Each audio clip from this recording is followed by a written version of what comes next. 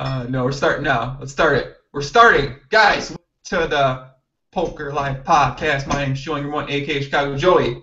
Today, joined by a man who won a tournament for a very large amount of money. Someone I've known for a bunch of years. Greg Merson. Greggy, what's up, Poppy? Hey man, thanks for having me. You've been fucking Hollywood waitlisting me for like a year now for this thing, so finally made the cut to get on. Well, I think that means we might just need a better seating script, my friend, because no, some people might not understand that reference. If you don't, I'm sorry, but if you do, it's kind of funny. So, Greg, how are you doing, my friend? You told me you were in New Jersey before we got started, man. What are you up to? Yeah, I just moved here. Just got a place in Hoboken that my lease starts in November. So yeah, that's about it. Just playing on the legal American poker sites in New Jersey. Ooh. How is are you back to the online grind? You said you just left Toronto. You went there to play the WSOP Main and came back and. Yeah, I just went for the main because I don't know, WCOOP's so much smaller than Scoop, so. And I just don't really think those tournaments are as good as they once were, especially for my skill set. So I just don't really bother going for like the whole time anymore. Just like play the big one and then bounce. I love Toronto though; it's awesome. Yeah. Do you? So you said that you don't think those tournaments are your skill set. Have you said? Yeah, I mean, I don't know. It's like. I feel like in the last year or so when I've been playing tourneys on Stars and I'm like searching the guys at my tables, they're all just like 10 tabling and like reasonable players and everyone's like 20 to 30 bigs deep and I just don't really see much edge when you're paying 10% rake and everyone kind of knows what they're doing. Mm-hmm. Like the skill edge is just not as big as it used to be and the buy-ins are so small that like what is your actual return? I mean, I'd rather just play cash. It's like the same reason I've always played cash. For the most part, you know. Thank God you have not gone to the tournament player route, my friend. I'm glad we still got you over here on the cash game player side, Greg. Yeah. Nah, not even close. Yeah. That's what I mean. Obviously, I was gonna ask you. So, for those that don't know Greg Merson, if you're watching this and you might be a regular of my PLO stuff at the live streams, Greg. I mean, they might not know you. I mean, that's weird. That seems weird, but they might not. So, I'll tell you about Greg. He's been he played online poker for many years. He got Supernova Elite a couple of times. He was a very, like you guys know some of the things, the grinding stuff I've done. Greg's also a very, very, very hard, intense grind machine for many years. Then during 2012, he decided that it would be a good summer to win a couple bracelets, one in the Six Max No Limit tournament, and one in the main event, which, you know, it pays out a pretty good amount of money. And then since then, Greg's been. That's what we're here to find out, because I don't know. The last time I saw Greg was at EDC Las Vegas in 2013, before I retired from raging, and what he's been up to since then, we don't really know. So we're here. We're gonna figure out how his life's changed since that main event title, since he won the money, since he's become someone who they make NVG threads about when he makes a Twitter post that he might be feeling some type of way in, and. And yeah, man, we'll see what's going on with his life. So, Greg, that's the accurate description of you, right? You played online poker for a very long time. Yeah, I started playing cash at the end of 07, and then I got Supernova Elite 08, 09, 10. Then I started playing bigger on full tilt, like pre-Black Friday. Post-Black Friday, like after I won, I reinstated my Stars account, started playing like 10-20, did really well.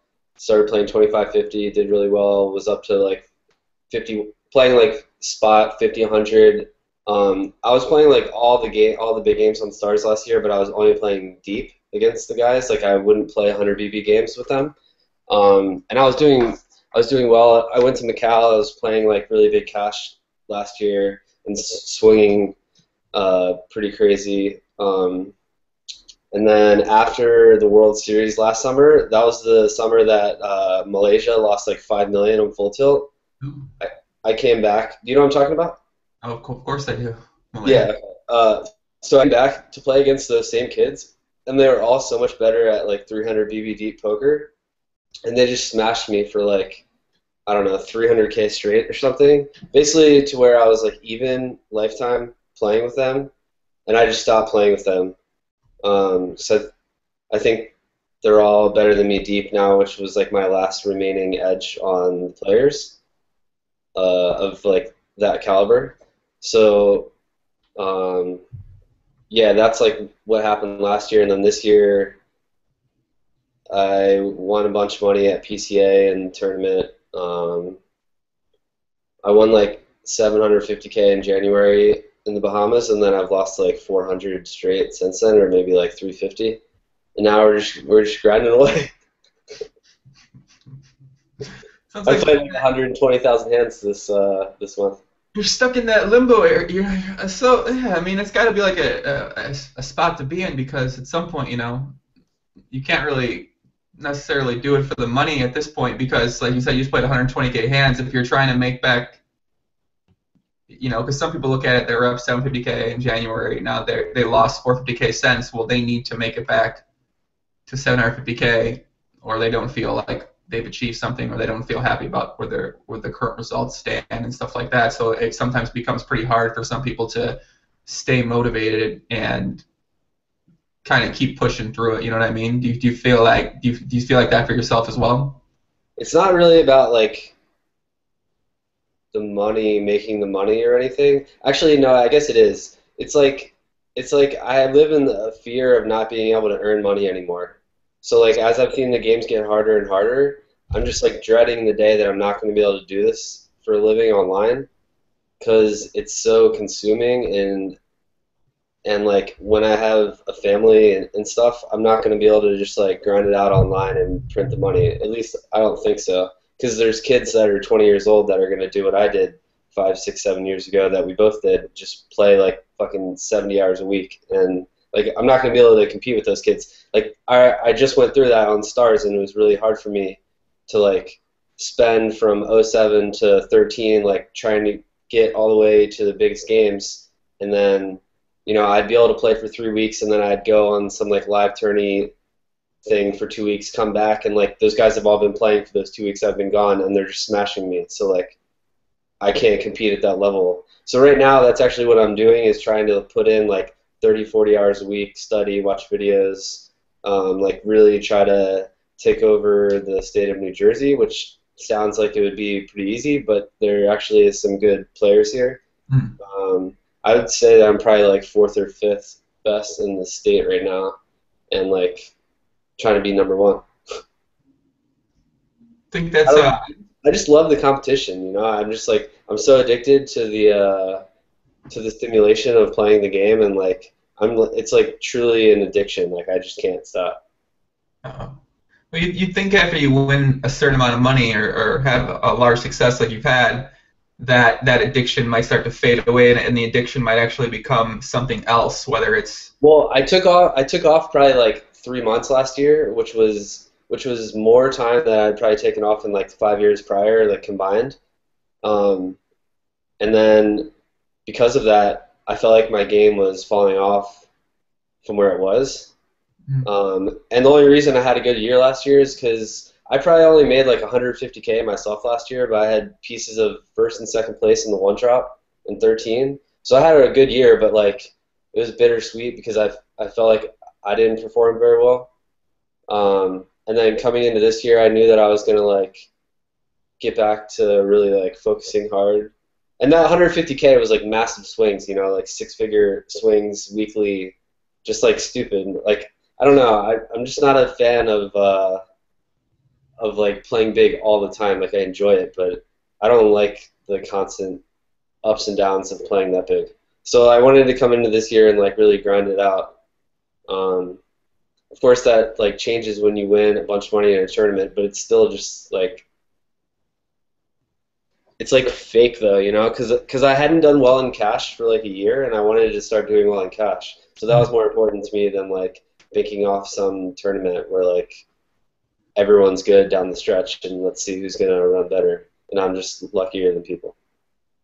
So do you feel like some of these tournament victories have kind of had actually a bad long-term result on your poker mindset or your poker ability or anything like that? Just because that you feel like you don't need to try as hard, work as hard, put in as much effort because you do have this money already from these tournaments. So I guess. Yeah, it definitely fucked me up for like 6 months. Where like, especially when I went to Macau, I was playing so big in Macau, and then coming back to the States, like there, nothing that I played would keep me engaged, and I was just punting. Like I just couldn't win. So I got to the point where actually this year in February I stopped playing live cash. I think I've only played 5 sessions since February, and they've been like 2 TV cash games, a 200 or 400 game, and like 2 or 3 50, 100 games, and like that's it. I've just been playing online because for whatever reason, I can still play as low as 1-2 online and play well. But like if I played 10-25 live, sometimes even 25-50 live, I just don't give a shit. And we're playing 9-handed, and I'm bored as fuck. Like, and like I always know that if I just like spew off, I can just reload and I don't care. But like playing online, like the competition is so much higher. Even at like 1-2, they're still really good players, and like I don't know. I take it so much more seriously. Just responding. We are live streaming this for people that might be watching this later. We live stream most of my stuff here. If you guys have a question for Greggy, for me, you can ask us in the chat. You can also try watching this at the highest quality. You can change it on your YouTube browser. And if your comment system isn't working, you can try reloading the browser or send me or Greg a message on Twitter, and then I'll get to most of the questions throughout. We got a bunch of regulars. I got to give a couple shout-outs, Greg, before we get going here. We got a couple regulars out here in the live stream, people. Let's see, we got Deep House. What's up, buddy? G. Ryan, Emil. I don't know what you guys. These guys are here every fucking live stream for the past like month and a half. They're here every day. I don't know what they do. They're just here every day, man. It's crazy. Superstar, man. We told. Yeah, I'm gonna get. Are those t-shirts only tank tops? We got EAT SLEEP PLO. Oh, Greg, the host now? Fuck yeah, man. All right, we got in the link in the description. We got tank tops, we got hoodies, and we got t-shirts, my friend. Okay, cool. Yeah, because I'm gonna scoop one of those. I don't know. I didn't get to mention that I started spending a lot of time on PLO this year, but it didn't really go anywhere. I mean, I put it. Hold on, Greg. You're getting me excited over here. Talking about, you know how to butter me up, my friend. You must know the quickest way to my heart to tell me you play PLO. Go on. Let's hear more about this PLO. I played like 60,000 hands of 2-5 Zoom, and like lost. My EV adjusted was like minus 5K, and like I was pretty happy with that because like I was definitely a loser in the games, and I was so far behind a lot of the guys. But I don't know. I just like wasn't improving as quickly as I wanted to. I guess because I'm just spoiled because I've been playing No Limit for so long, and like it's gonna take time with PLO for me to think that way. And I just didn't have access to the coaching and like the other players. I just had like a few guys that I could bounce ideas off of. But yeah, like I thought that was going to be my main focus moving forward, but then it just ended up pushing me back to No Limit and like enjoying No Limit even more than I did prior. Because I was really starting to hate No Limit. I know that happened to you, obviously. Everyone that switched to PLO just started hating No Limit. Well, I don't think I hated No Limit. I think it was at the time when I switched over, which was in 2011, I think, because I wanted to get Supernova Elite that year. And I was like, well, it'll probably be easier at PLO. If I start 24 tabling, I'm probably not optimal. But I think at that point, I don't ever think I was actually like really trying to get better at No Limit. I remember we used to play a bunch of No Limit back in the day, and I mean, I felt like, you know, so you're 24 tabling as well, but I thought you were playing at a much higher level of No Limit than I was playing, and I was like, I don't ever feel like, I mean, I don't think I'm ever going to be able to get that good at No Limit for whatever reason, but I also think I wasn't even working at my game to get better at it. So that was one of the reasons I started playing PLO. I was like, well, maybe these games I'll have the chance to actually get good in or get better at, because I was winning at No Limit, but definitely didn't see it like as, you know, the people I had around me, I didn't think I could get to that good. And that's kind of why I switched to PLO, and then it kind of changed my whole entire life in a way.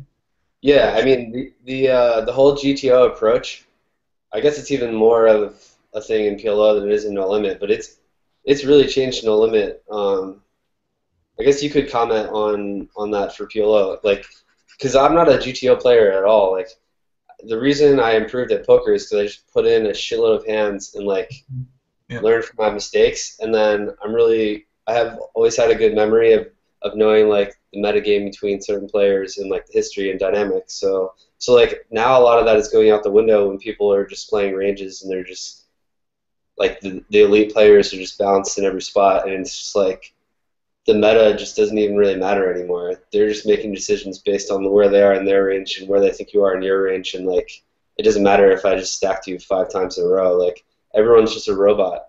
Like the elite players just never deviate from their strategy.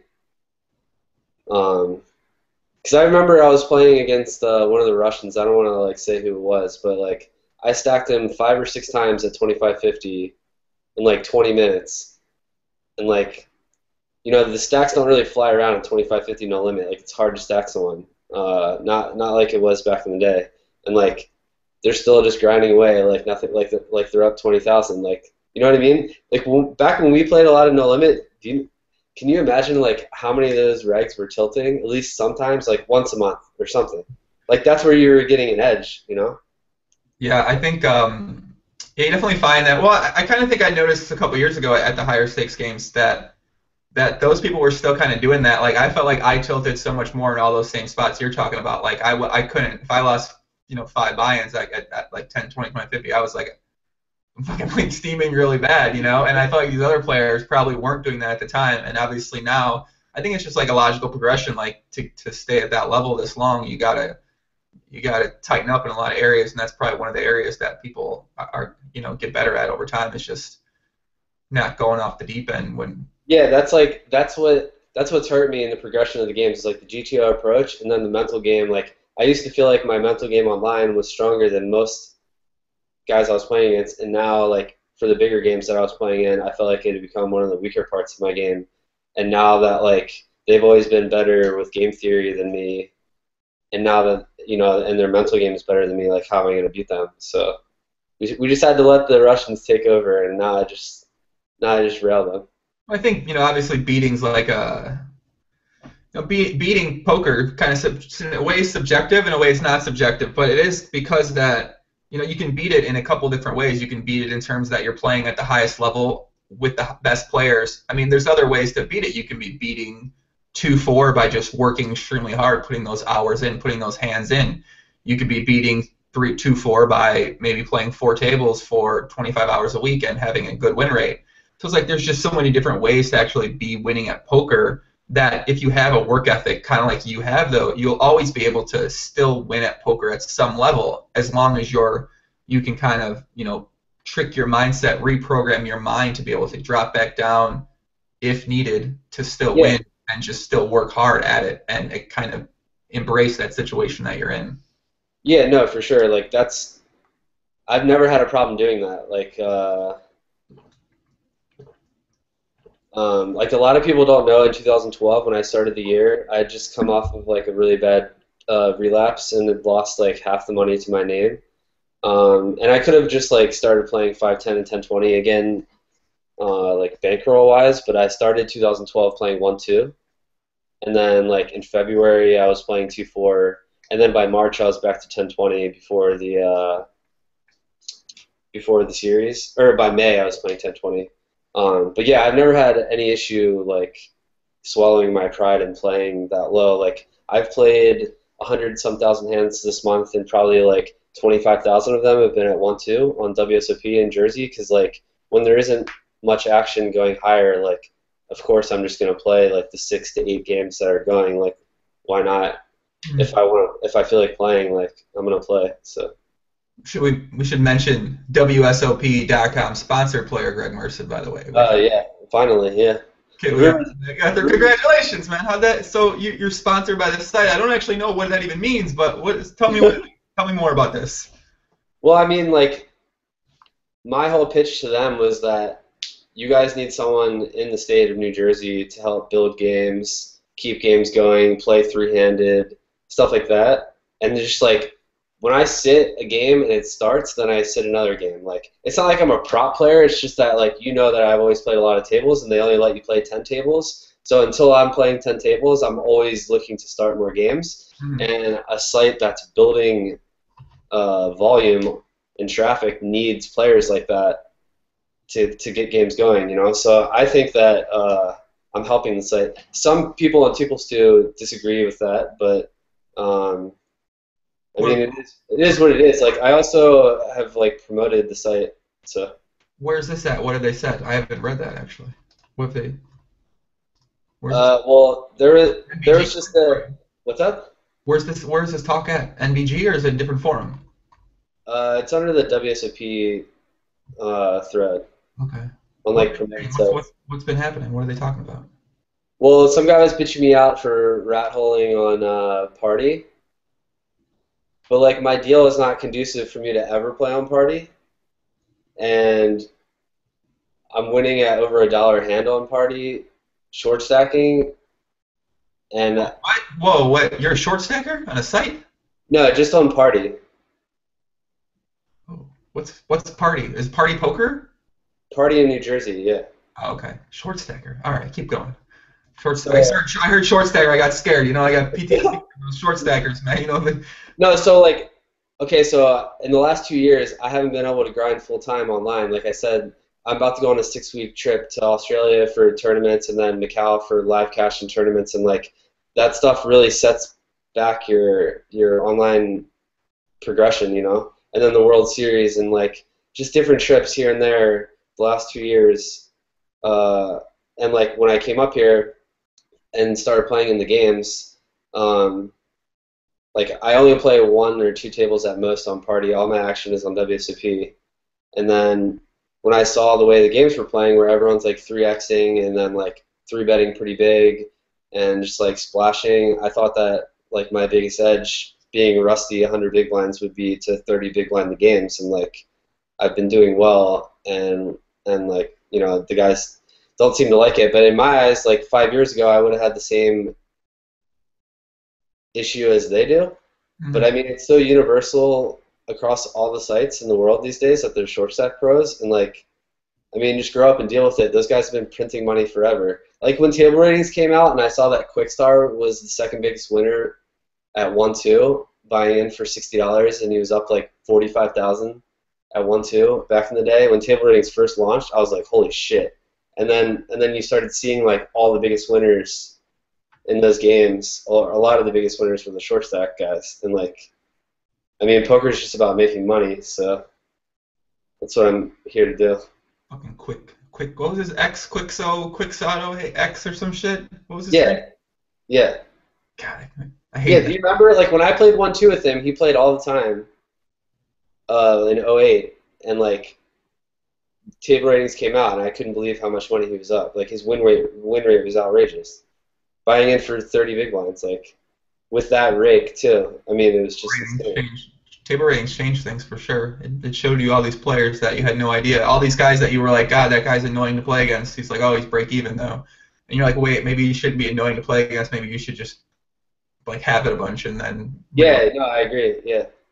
which was we get a lot of questions here. Let's get to some questions from the live stream viewers here. Let's go back up to the top. I'm just gonna start at the top. Do you ever get a chance to watch any podcasts or live streams on here, Greg? I've caught a little bit, like, here and there, but I don't really, like, I listen to one podcast from the same person every night when I go to sleep, and that's about it. Ooh, who's that? Colin Cowherd on ESPN. It's just, like, about sports. Do you listen to any of the Grantland podcasts? Yeah, I do. I listen to the BS Report sometimes. Me too. That's my favorite podcast. I've pretty much been listening to that podcast like all the time for like 9 years now. Like every episode when it comes out, I listen to it for like 9 years. BS Report? Yeah. Wow. Yeah, that's how I am with the Herd, the Colin Cowherd podcast for like the last 3 or 4 years now. Yeah. That one's Colin Cowherd. I think he's got an interesting style. So yeah. I'm more used to I listen to all the Grantland stuff. I like all the stuff that they put out. So it's kind of interesting how like most people have like one or two like go-to podcasts they listen to all the time, and then they don't listen to sometimes much outside of that little circle of things. I have tuned into a few. Like I watched some of Donnie's over the summer that you did. I tried to watch some of the Dan Smith one, but I don't think you guys had started, or maybe you had just finished. But yeah, like when I'm on my computer, I'm usually playing, and when I'm not, I just don't really want to be on my computer because I'm looking at the screen so often. You know? Yeah. Well, unfortunately, I just kind of stay on my computer all the time, so I can't say I go to the gym and I go in my living room and do some dancing or do some yoga or stuff like that. But I'm usually on my computer now, just because I'm doing so much stuff on the computer and talking to a lot of people, so I kind of have to be on the computer all the time. Okay, so Merson streaming from his kitchen is awesome. Okay, so Greg, you told us before, but you're currently at a place you found on Airbnb, and you're moving into an official place in a couple days, right? No, in November. I have to move out of here on Wednesday, and I'm going to Australia on Thursday. Okay, no, okay. So that's WSOP. What's it called? The Asia Pacific. Okay, and what happened in WSOP Europe? Does that still exist? Yeah, they're switching off every year. Instead of doing 2 stops per year international, they're just going to do 1. So next year it'll be in Europe, and then the following year it'll go back to Australia. It'll just go back and forth, which is smart because they also, like, last year they only had 6 or 7 events in Australia, and now they have 10. So because they need to fill more events and more value for the pros to want to spend X amount of dollars to go there. So they understood that and made the change, which was necessary. Because there wasn't that many guys that aren't sponsored that are U.S. players that were there last year in 13. So I gotta eat my oats in like Lafort says. Yeah. Gotta make sure I gotta eat my 3,500 calories a day, otherwise I'm not gonna gain weight. So you've been to Australia before, right? Yeah. You go with like a group of friends or a girlfriend or something like that? This year I'm actually taking my mom and my girlfriend. My girlfriend's coming on the whole trip, the whole 6-week trip, but my mom's just coming to Australia and then she's going back. You've had a girlfriend for a very long time. That's true, right? I think that's true. Yeah. Well, this is now like 2.5 years, I guess. How do you think that having this girlfriend for 2.5 years has affected your poker? Your poker, yeah, poker in general. It could affect it in a number of different ways, I guess. But what kind of impact do you think it's had on your poker?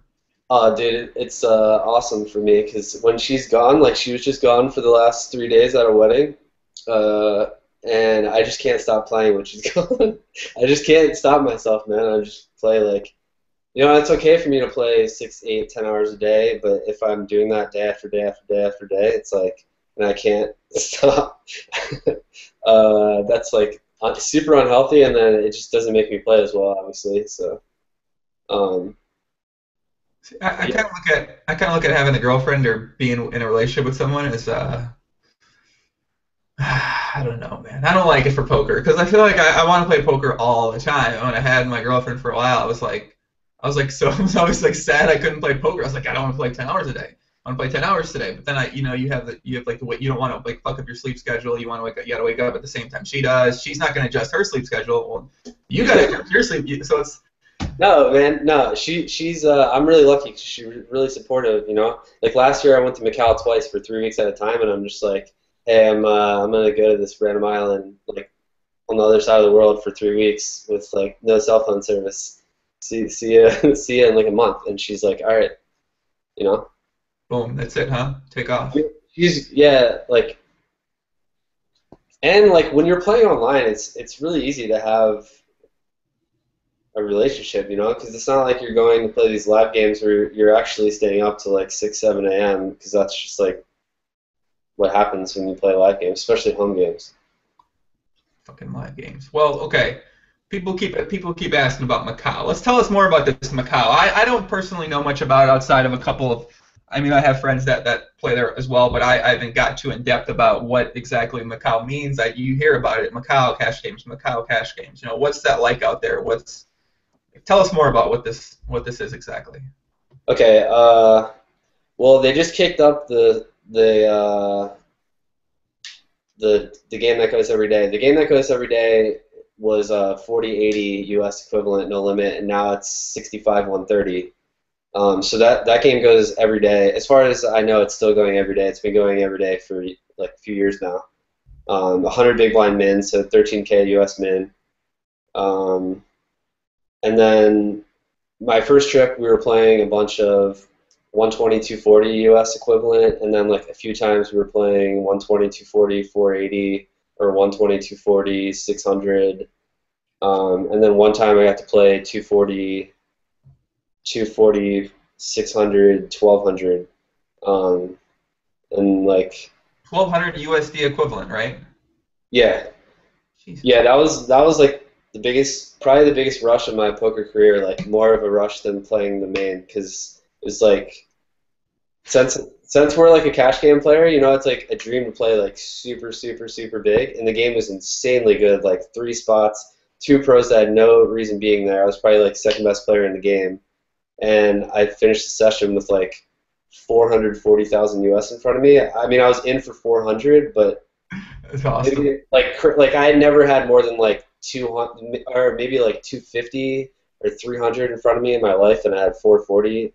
And like Macau, at that level, like you're sitting with all plaques.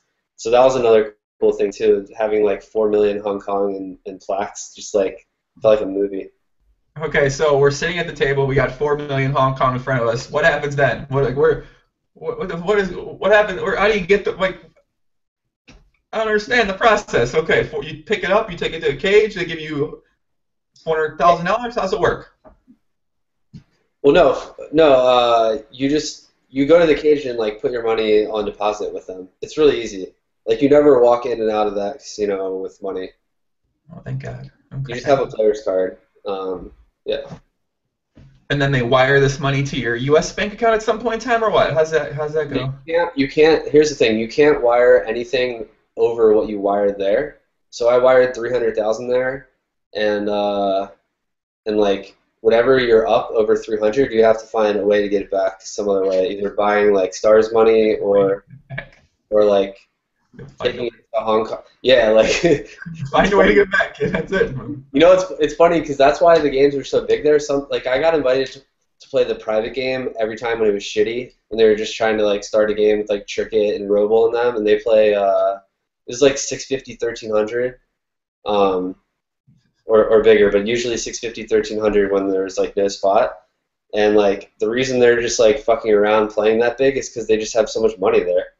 Because you can only like move so much. So if you run up like 10, 15 US mil over there and there's like no action and everyone's just got a bunch of money, it's like, oh, let's play this small game like 500,000 US. Like who cares?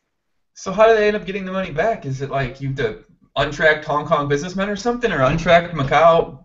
No, I mean there's a person out there that'll do stars for like a really, really small vig, like a quarter of a percent, which is this is like better than paying currency conversion anyways.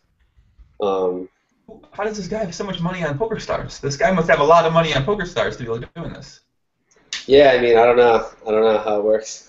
What the fuck? I don't want to say who it is. So, but yeah, it's a unique place. The first time the games were insane because we were there for Chinese New Year, and the second time the games were really bad. But I got to play the best tournament in the history of poker, probably. Which one? I think a better tournament actually. Did you hear about the Guangdong tournament last summer? How did that work? It was $1 million Hong Kong, 1 rebuy, 1 add-on, so it was like 130K, 1 rebuy, 1 add-on. And the Guangdong is like a group of Chinese guys that are I'm drawing a blank on the name. I think I heard about that. I feel like I watched that somewhere. The Asian Million ones, right? Yeah, that what's his name one? What's his online name? Rajan? Yeah, Reagan one. Yeah, Reagan 87. Yeah, I remember that one. That was fun. Yeah. That tournament got 71 entries, and they free rolled like 30 guys in the field that like had no idea how to play poker. So they got free rolled 130,000 US buy-in, and then if they wanted to rebuy or add on, they had to pull it out of their own pocket, and like most of them took a rebuy. Some of them took 2 rebuys, and then there was like the standard Macau fish playing, and there was maybe like 15 elite players there. Wow. Hey, this guy I follow on Twitter got second in that. Jeff Rossiter?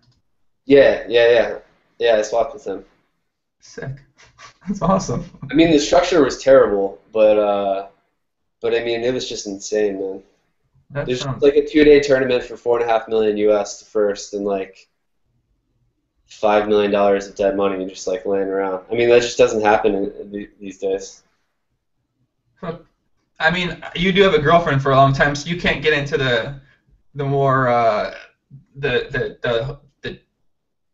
the party lifestyle in these places, the Macau. Is there a party lifestyle? Is there a lot of hookers walking around? You know, what's it like there? A lot of women trying to Yeah, prostitution is like, I guess it's legal there. No one really knows. I mean, it's like there's just they have saunas inside of like casinos. It's insane. Like they basically just have like a whorehouse inside of a casino, like multiple casinos.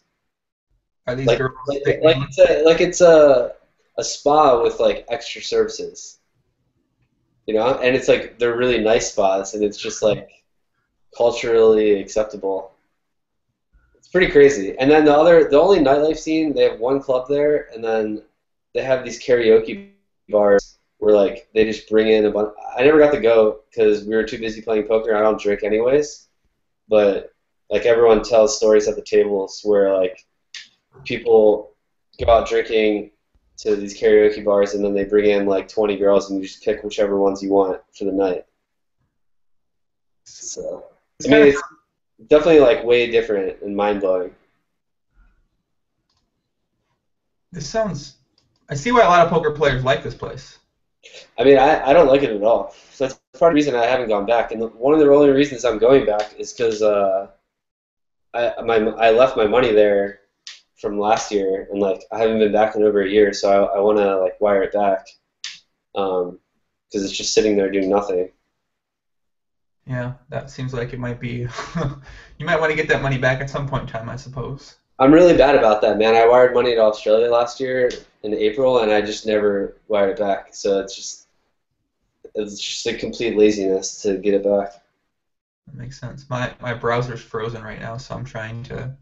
Apparently, you can still hear me and see me. Is my video moving right now? Yeah, it's working. Oh, it's just weird then. I'm just gonna talk then, like I'm talking to myself in the air. Do you why do you think that you become lazy when it comes to something like that? I classify myself as the laziest, hardest working person that you'll know because I hate doing like just basic tasks. I fucking hate it. I hate it more than anything, and like part of the reason why I want to like work hard and make a lot of money is so I don't have to do shit that I don't want to do. Like the reason I like to have money is because of the ultimate freedom. Like I just wear gym shorts and a t-shirt every day. I don't have jewelry. I don't like I haven't bought anything since I won the main of like importance of like not importance but like of like expense and like just certain things like I don't want to go grocery shopping at fucking 5 p.m. Like I don't want to sit in traffic. Like just certain things that I fucking just hate so much. You know? Are you the same way? I mean, I don't go to the grocery store at 5 p.m. ever because too many fucking people there, and I certainly don't drive around during peak driving time. So Well, yeah. Okay. I'm trying to think of some better examples. Like, I guess I might. I mean, I probably am the same way. I just don't. I don't know. I don't think about much other things outside of poker and stuff I do daily. I don't really think about much. well, certain things when I would rather be working and like paying someone else to do it because it's costing me money to go do it, and I'm not enjoying it. So Yeah. like, so it's like those things drive me crazy. So I'm gonna try to restart my browser because it's really literally frozen. What the fuck is happening right now? So I hope this doesn't end the stream because you'll still stay on. You can load up the link on YouTube or the link I tag you on Twitter and Facebook. There's questions. You can answer some questions because I'm pretty sure you're gonna stay in here still. And Wait, where do I load the link? so the link I tagged you on Facebook and on Twitter, you can just click that link and then pause the video, and then there's comments on the right-hand side, and then you should still be able to talk to the people in the comment section. Okay. And then I'm going to restart my browser, and I'll be back in a second, okay? All right. See if this works. Go away, browser, you weirdo. And yeah, you can just answer any question. People will ask you a bunch of stuff.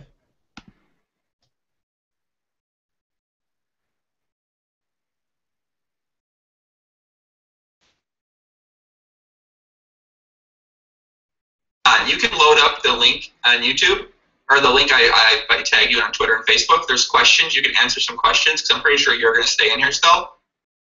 And Wait, where do I load the link? so the link I tagged you on Facebook and on Twitter, you can just click that link and then pause the video, and then there's comments on the right-hand side, and then you should still be able to talk to the people in the comment section. Okay. And then I'm going to restart my browser. I'll be back in a second, okay? Okay. See if this works. Go away, browser, you weirdo. And yeah, you can just answer any question. We'll ask you a bunch of stuff.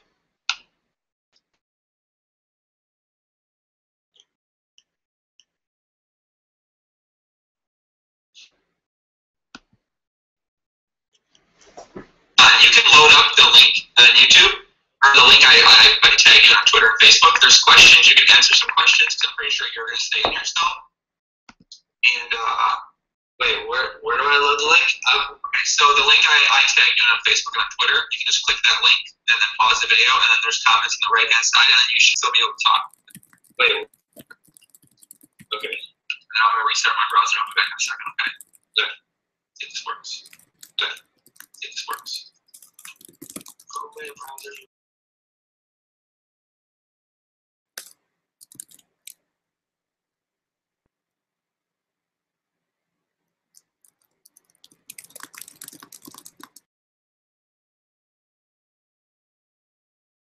Answer any question. We'll ask you a bunch of stuff. The YouTube, or the link I tag you on Twitter and Facebook. There's questions. You can answer some questions, because I'm pretty sure you're going to load the link. Okay, so the link I tag you on Facebook and on Twitter, you can just click that link, and then pause.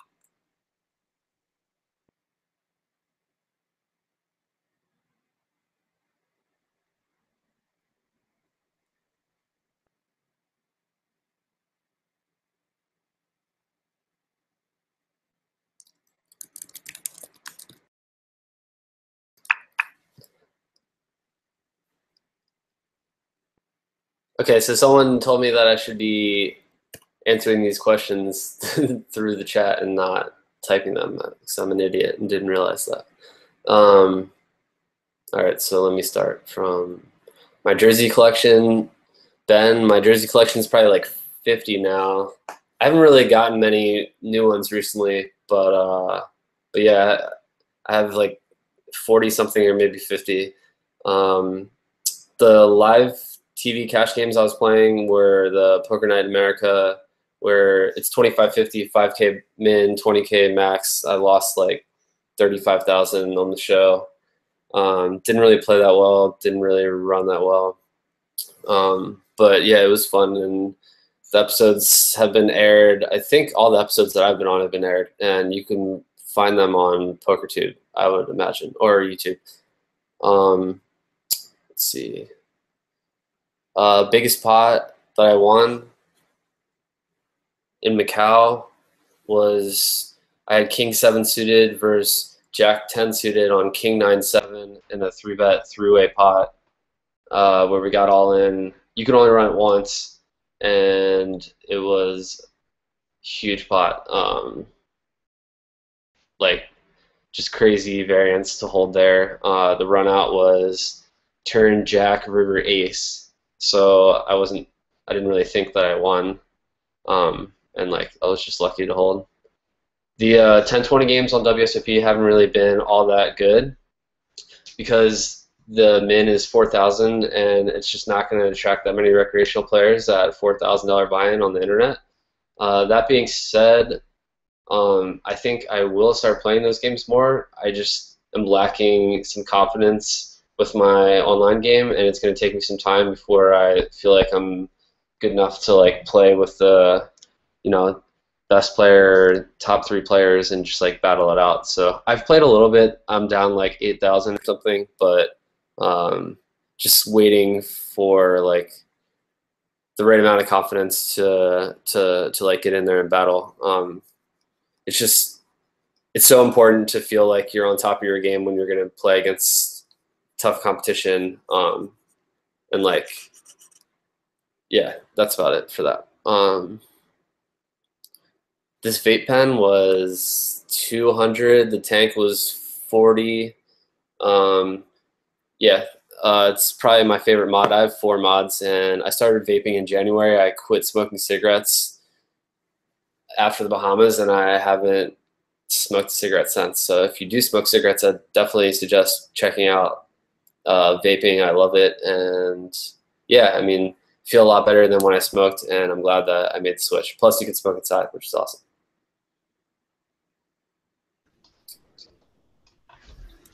We back? Finally, I'm back. I think I had about 155 tabs open on my Google Chrome, and unfortunately, shut shit down, man. How's it been going? You been holding it down or what? Yeah, I started typing answers, and they were like, "You should answer that." Oh, so, yeah? Yeah, they said that I should answer by talking, so then I started doing that. Oh, nice. Yeah, welcome. Yeah, it's easy. It's fun. It's easy, man. It's easy to do once you get the hang of it, you know? I type sometimes too, answers, but I had done this. I'd done a Google Hangout before, but never where I'm like seeing questions like that. So I just like naturally responded from texting or like typing, you know. yeah, especially when you get a lot of questions at once, like fired at you. I saw them asking a bunch of questions, so it's kind of like you like want to respond to them all, but at the same time, it's kind of hard to do that. So, what's your name on here? Merson Poker. Oh, okay. Okay, let's go back up to top. Let's get back into this. Okay. Oh, I made it Merson Poker because I was actually considering making my own training videos for free and posting them on YouTube for free, and I made like a 20-minute trial, and then I just couldn't post it. Why not? Because I have a hard time like holding back. Like a lot of the guys that make training videos hold back from like their like go-to reads and like some of the stuff that really makes them better than the other regs. And when I was making this video, I just like I don't hold back enough, and I don't want to put the same reason that I never made training videos in the first place. Like I don't want to put all that out there, you know. Oh, I wanted to make something for like people to be able to watch and learn for free, with like no intentions of monetizing it. Just like kind of to just say like fuck you to every training site that tried to sign me for like minimum dollar over the years, and just be like, nah, here I'm just gonna make it for free. But then you decide you don't want to do that. Yeah, but once I made it and watched it, I just realized that I can't post it because it's just going to expose me too much, and I've already been exposed enough, like playing on TV, certain lines, and like, I mean, there's so many people out there when I'm playing against them in live spots that just will never fold to me ever, which is like great when you're making hands, but so annoying when you're not making hands, you know? Mm-hmm. So you feel like people play a lot different against you now than they might have played against you before back in the day? yeah, I mean, like recreational players on WSOP will pretty much never fold to me. So, I mean, yeah, it's like I said, it's awesome when you're like getting smashed by the deck, but it's pretty annoying when like it kind of like takes the fun out of poker in spots where like if I was on an anonymous name, I could definitely do some stuff. Yeah. Well, even I guess playing live, you don't make hands that often at no limit, especially when you're not getting many hands an hour. So. Well, like deep in tournaments, you want people to fold because the blinds and antes are so big, and like winning 3 big blinds when you have like 25 bigs uncontested is way better than having someone never fold to you. And they just fold to you because they've seen you bluff on TV before? Is that why? Yeah, because in the main event, I swear to God, like I didn't run that many bluffs because it's such a good structure, and like I just didn't have to. But then you know they put every bluff on TV that I made, for the most part, like all bluffs, and then like kind of like Joe Chung bluffed it off 3-handed in the main event in 2010.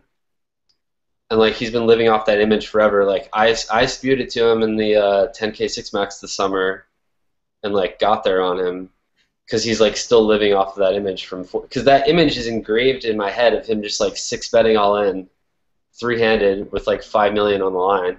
Yeah. So Joe's fun. He's interesting. I like Joe. Merson, are you still part of Team Ivy? Shane, what's up, Shane? Poppy? No, I left Ivy in June. Why'd you leave them?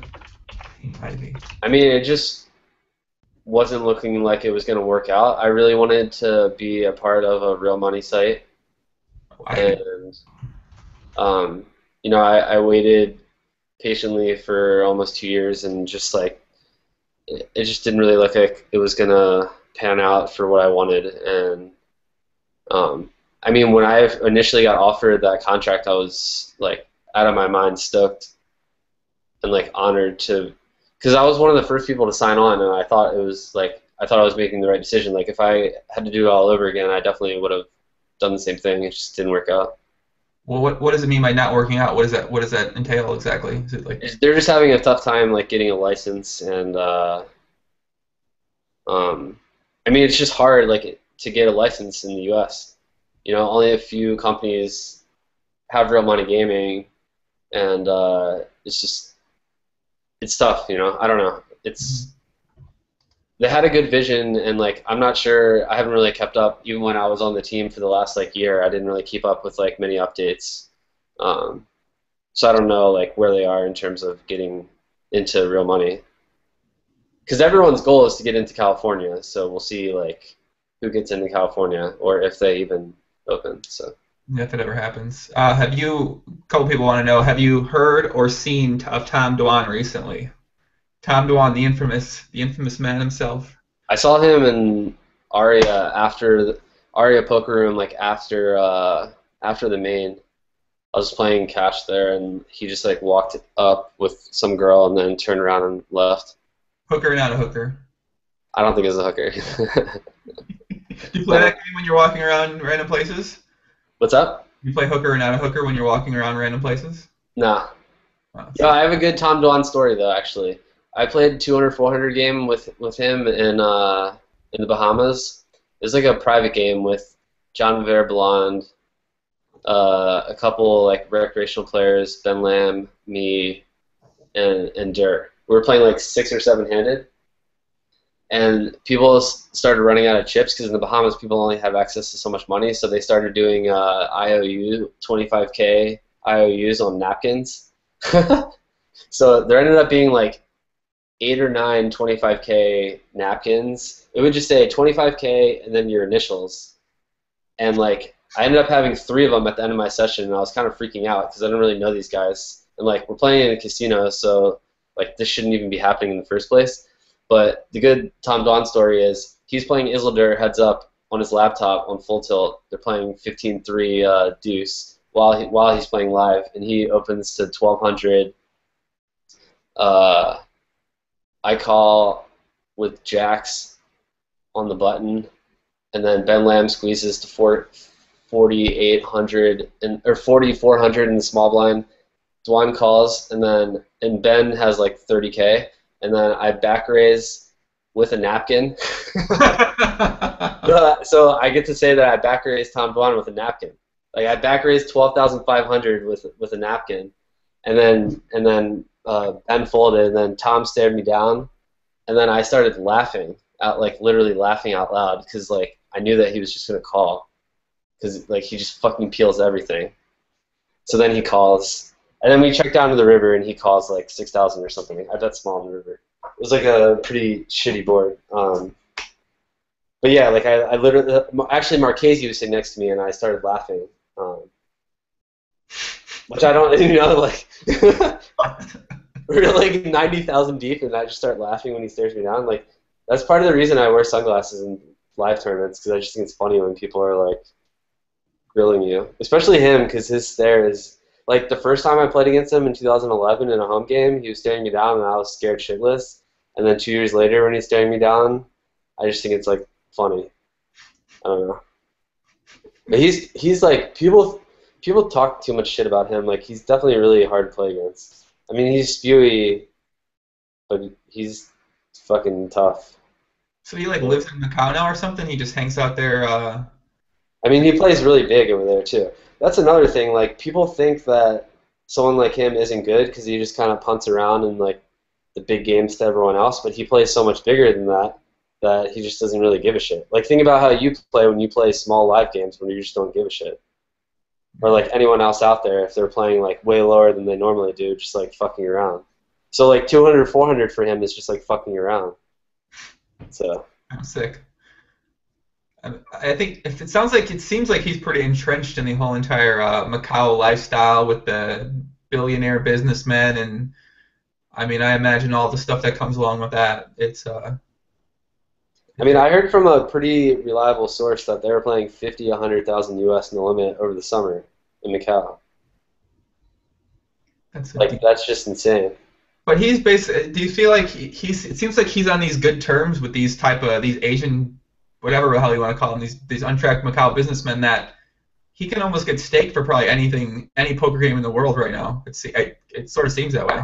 Yeah, like multiple people I know that have staked him in those games and had like mixed results because he's such a wild card. And I think the Macau guys think that he's a fish. Like that's why they let him play because he just plays so insane and gives so much action that they don't think he's good.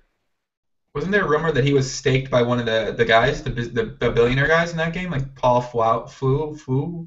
Yeah, I think that might have been going on, but I'm not sure. Oh. That's Malaysia, right? Yeah, I think I remember that. Yeah. Yeah, I watched those Malaysia games because Doug played and then WCG Ryder was playing. When he played, I would always watch them because. No, Doug, Doug. It's crazy that Doug, like, I grinded full ring cash against Doug, and now he's just like the best. I played in a live cash game with him and Jungle Man over the summer, a 200-400 game, and like it was my first time playing live cash with Doug, and I was like, I had played live cash with Jungle before and seen him steam and like. Wait a second, Jungle Man impression time. Dankness, are you out there? We might get a Jungle Man impression here, Dankness. If you're watching, be ready to be ready. No, I don't have Jungle Man impression. No, everyone's got Jungle Man impression. You got a Jungle Man impression. No, I really don't. The only Jungle Man story I have is me beating him in a pot when he was 21, where he slammed the table so hard that 5K chips went flying off the table. It was insane. Dankness had a similar Jungle Man. He's got a couple of Jungle Man stories and a good Jungle Man impression. So he's. Well, Danky is just like one of the funniest people I know. So. He's been on the podcast twice, and he's been on Livestream like 5 times. So we love Dankus around here. Dankus is a good friend of the podcast around here. We got a lot of love for Dankus, man. He's awesome. Yeah, so I was excited to play cash with Doug live because like I didn't know how much live experience he had, and like my lifetime experience with Jungle was that I thought he was like a live telebox and like tilts, so I didn't mind him in the game, and like. I assumed that we might see the same tendencies in Doug, and then he was just like by far the best player, like not even close, just like shitting on everyone, and he just beat me. Like I only played for 3 hours, but I just could like feel his edge over the table, especially in myself, and like I just quit the game. I only played the game because it was like a few days before one drop, and I wanted to play against like the best players to warm up. Mm-hmm. But yeah, I actually cooler Doug for like 70K pod, so I somehow like won, but I definitely wasn't a winner in the game. You played the one drop this year as well? Yeah. So you played 2 years in a row. That's right. I think that's true. Right? Well, 13 was 100K. This year was the million. How was that experience playing the million one? I talked to Dan Smith like last week. Dan Smith was on, and he mentioned he played the one drop as well, and he was telling us. Yeah, he was at my table. Yeah. How was that experience? What's that like? I mean, is it any different? Is it just like kind of? It was pretty sickening, actually, like, because, like, I was there watching him flip ace-king to jacks, or jacks to ace-king, I don't know which one he had, and, like, I mean, it's just so gross, like, you know what I mean? Because who knows if that tournament will ever run again, I don't think it will, and just such a awesome opportunity, and should, like, watch close friends have these high-equity spots, just, like, flipping, I don't know, it's just crazy.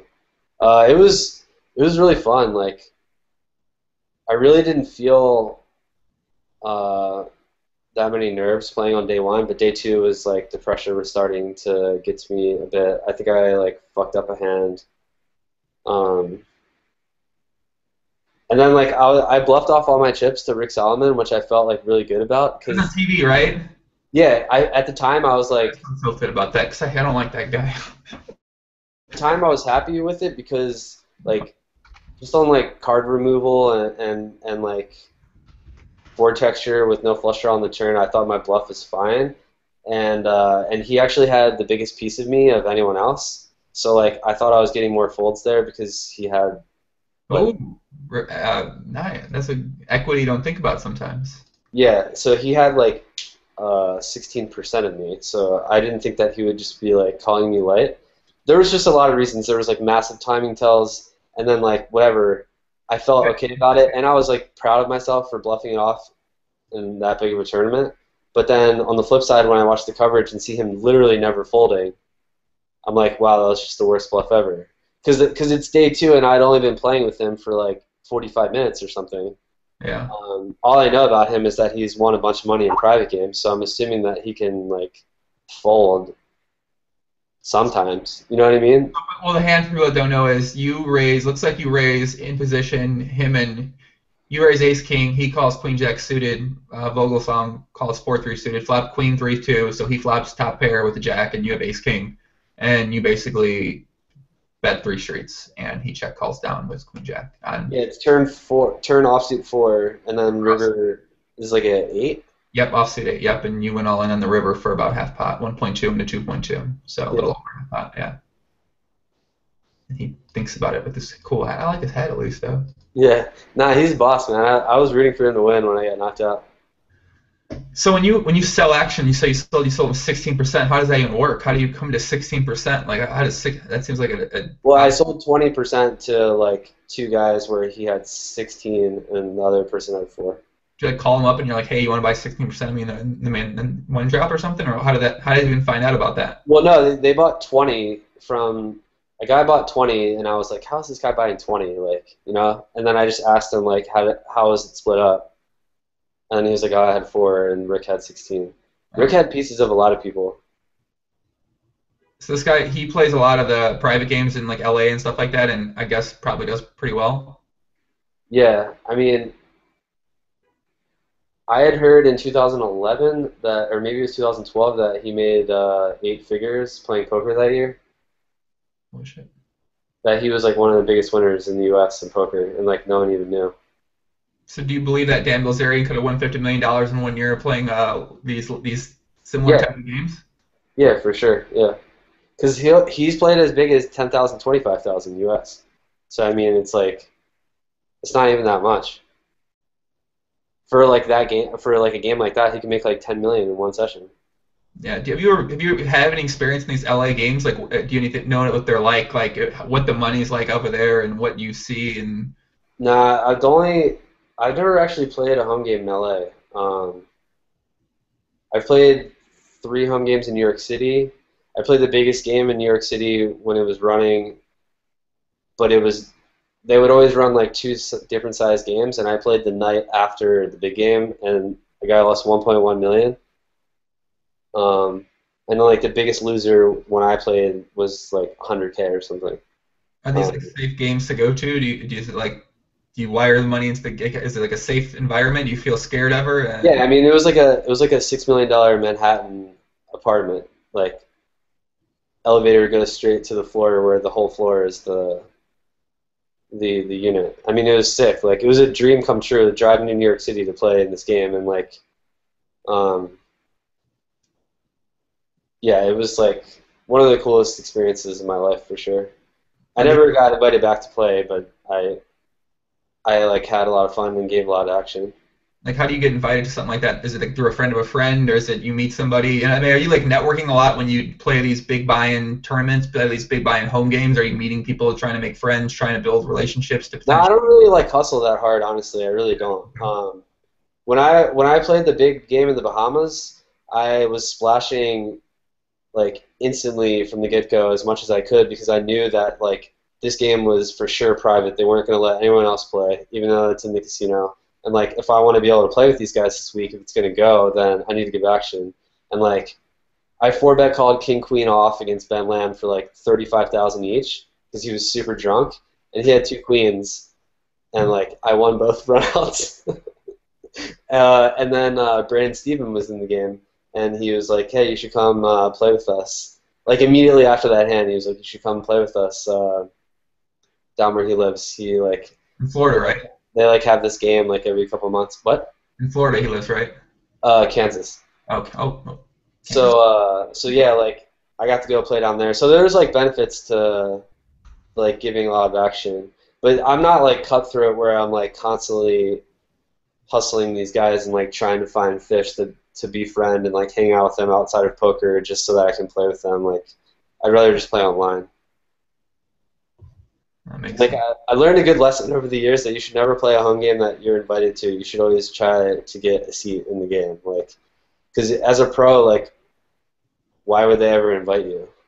There's just too many things to go wrong when you're being invited, either getting cheated or free rolled by not getting paid, and like so I typically just won't go to a game if I'm invited ever. Really? Like So if you're randomly invited to a home game by someone you might vaguely know or kind of know, you decide you're not going to go to the game because you feel like the risk of security or potential cheating or not getting paid is too high. Yeah, like I'm fairly confident, like over 90% confident I got cheated out of like 150 last year, um, where I was just constantly getting invited to this game and like I don't know. I can't really go into it too much because I don't want to like Yeah. give anything away. But yeah, like there's no reason I should be getting invited to this game. You know? Mhm. So in a situation like that, are you telling people around you like, hey, you might not want to go to this game? I mean, like I'm there might be repercussions if you like would out it publicly or something like that. So is it something where you Yeah, no, like I kind of asked around without asking around, like beating around the bush to see if the other person would bring it up, and then they were like, "Oh yeah, like that's why we don't go there." hmm, So then, you know, very kind of yeah, you don't like fuck around with those people because you don't know like who's attached to who and who has what connections, and like the underground scene can get like quite dangerous pretty quickly if you're not careful. You know, you don't go around like talking shit about people. it seems better just to kind of either stay out of it or not talk about even if something bad does. I mean, if you get cheated out of some money, it's probably not worth it to. Yeah, and I also got like scammed out of like 100K when I lived in Toronto, also like dealing with the same type of shit. So like it's happened twice now. Well, and then I also got free rolled where I was flipping this guy for like hours on end one night and beat him out of like 40K flipping. We were doing like between $2,000 and $4,000 flips for hours straight, and like obviously I could have lost over like 6 figures doing that, and then like he just didn't even pay. So it was like really disheartening to give this guy a shitload of action and then know that I was just getting free rolled the whole time. So have you learned anything from these experiences going forward now? I mean, how can you prevent yourself from getting scammed or getting free rolled or losing money like that in the future? That's the thing. It's just kind of like part of the industry. Like when you play these home games, they're so much softer. You know, there's a reason why they run because like those guys don't want to play against pros in a casino because it's such a miserable environment. So like, there's a game that I enjoy playing back home when I want to play that is like insured by the guy who runs it and like makes sure that everyone gets paid and like there's no rake and Wow. it's just like a nice group of guys that'll pay, you know. And if someone doesn't pay, he's gonna make sure you're paid. So like I trust that. It's like it really just gets uncomfortable when the game starts getting out of control. Like when people are losing 30 or 40 in a night, it's one thing, but if people are losing like 6 figures in a night, then you have to worry about collecting huge amounts of money, and like stuff just gets sticky because people pay until they don't pay. Like oh yeah, he's good for it because he's paid like for the last 3 years, but then he racks up 250 and doesn't pay. Like people pay until they can't pay anymore, you know? So I guess going forward, are you planning to play a lot of these games? Are you going to be like a lot more selective, a little more selective? Well, that's why I haven't really played that many home games. You said you played live only a couple times this year, yeah, live cash. Yeah, I mean, like if I do play live, I want to play home games though because they're just so much more fun and so much more action, and I just enjoy the social element of it way more than like going into a casino. Six pros have headphones on, they're on their iPad or their cell phone, just fucking knitting it up, and like they don't know how to accommodate like the recreational players. Like they don't understand that you need to be engaging with these guys to have them want to come play with you. You can't just sit there and like not socialize. So many of the guys are like don't understand that. And I used to be the same way. Like I couldn't play live poker without headphones on. And like I had to be listening to music or distracted in order to play well. And like sometimes I have to do that for tournaments. But for the most part, like you'll rarely see me with headphones on when I'm playing live because I'm just like trying to be engaging with the players at the table and make the atmosphere more fun because that's like what being an ambassador is. And I didn't really understand that, but think about like the people that have grown our game are the ones that are like engaging to the recreational players and like making it fun. Because so many of these World Series tournaments, when you're at the table, I'm thinking like, how do the recreational players want to come like play these tournaments with these guys that like don't talk at all or like miserable as fuck and then just like berate them, you know? I mean, I wonder as well. Obviously, the common theme on a couple recent guests I've had is this same subject: is that I think you start noticing it from the people that have had a little bit more success at poker live or online is that they realize that the same thing you just said is that you need to be more aware when you're at the table of making other people feel comfortable, feel like, engaging them in conversation, because like that's the way to kind of help make the game fun, grow the game. And I mean, maybe grow the game might not be a right word, but yeah, I mean, at this point, like growing the game is out of any individual's control. I think the game is so corporate now, like with all these companies and these poker tours, they're the ones that have the duty of growing the game because of all the marketing ability that they have. I'd say like the big four, like I call the big four Negreanu, Hellmuth, Ivy, and Esfandiari, the guys who have tons of reach through social media and other connections. Like those guys can do something to promote the game, but they don't have like how many emails do you think Stars has access to? Like 100 million? I mean, think about that. a good amount, yeah, very large amount. Like companies like that can really just like keep pushing the game forward. And although like Stars would be a direct competitor to the team that I am on and the company that I fully back, like if Stars coming in the U.S. would be a competitor, would hurt me individually, but help grow the game so much that like at first I was like, man, like I really don't want them to come in, and then I quickly realized someone pointed out to me and they're like, dude, like we need them here, and then I was like, yeah, you're right, dude, because like competition is good and healthy. And the money that they put out to like promote the game, it's like we need that in our industry. So like yeah, I'm all for them because obviously you've heard like the rumors that they're going to be in New Jersey like next month. So we'll see what happens.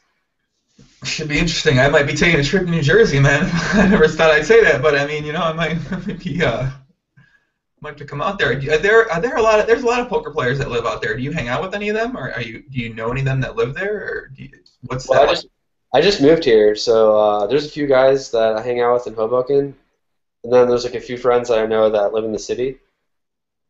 But I'm like just becoming like internet friends, I guess you could say, with like the regulars on WSOP. What's the city defined as there? Is that New York City?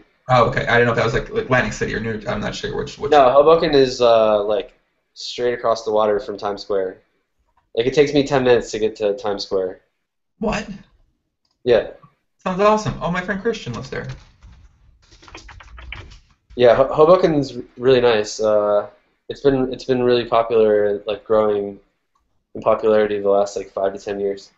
It's right on the ocean, it looks like. It's right on the Hudson. Hudson. I gotta. You're such a Midwest fish, but then again, I don't know anything about like Midwest geography. So I know much more about foreign geography than I do about American geography. That seems like just because from traveling and living in different places, like, yeah, I didn't know. Wow, Hoboken. Wow, this is really weird. What a weird layout this is. Hoboken what? I didn't know New York was to the right of Hoboken on the map here. I thought it was the other way around. Brooklyn. Oh man, cool. Do a lot of people from New York City come over to New Jersey and play just to play poker? Well, I think I read a stat where 15% of the action on WSOP is coming from out-of-state residents. But yeah, it's definitely getting helped by the fact that it's slammed in between PA and in New York. Yeah. That it has access to. But I'm telling you, like there's a good amount of traffic for the population that we have access to, and if PA and New York came in and then somehow the three of them just intertwined, like it would be a really solid network of like, I don't know, 40 million-ish, 30 something million people. How's the PLO action on these sites? Is it mainly just no limit that runs? It's really slow, yeah. PLO action in Nevada over the summer was actually pretty good. I'd play like both at the same time sometimes, but yeah, it's mostly no limit in Jersey. All right, I'm going to ask you one question, then I go to the bathroom because I've been drinking so much water. Herman, what's up, Herman? He says, if you had to forfeit one bracelet, would it be the 6 max or the main one? Which? Go from there. Yeah, that's a tough one. It sounds like it wouldn't be a tough one, but like 6 max has been like the form of poker that I've played my whole life and spent so many hours trying to like perfect, I guess, or like get close to perfection, and like that one means a lot to me. But I could never give up the main event just because of how ridiculous it is that I won something that hard to win. Not just based on like skill or anything, just because like how many people are in the field. So I'll catch you. I'll catch you up. Like if I had to give one back. Let me guess. I know what you're gonna say. Which one? You're gonna give the main event one back because the Six Max one is against all the best players in the world, and Six Max is your fucking bread and butter, your game. So you feel like No. I would have to give. Oh, come on. Wait. No, but the Six Max means a lot to me. But you can't say it's the best players in the world because the best players in the world don't go to Vegas in the summer. The best players in the world are the Six Max players on Stars that would just smash that field if they had any live experience. Like playing against the best Six Max players in the world during that tournament is like. It's such a false statement.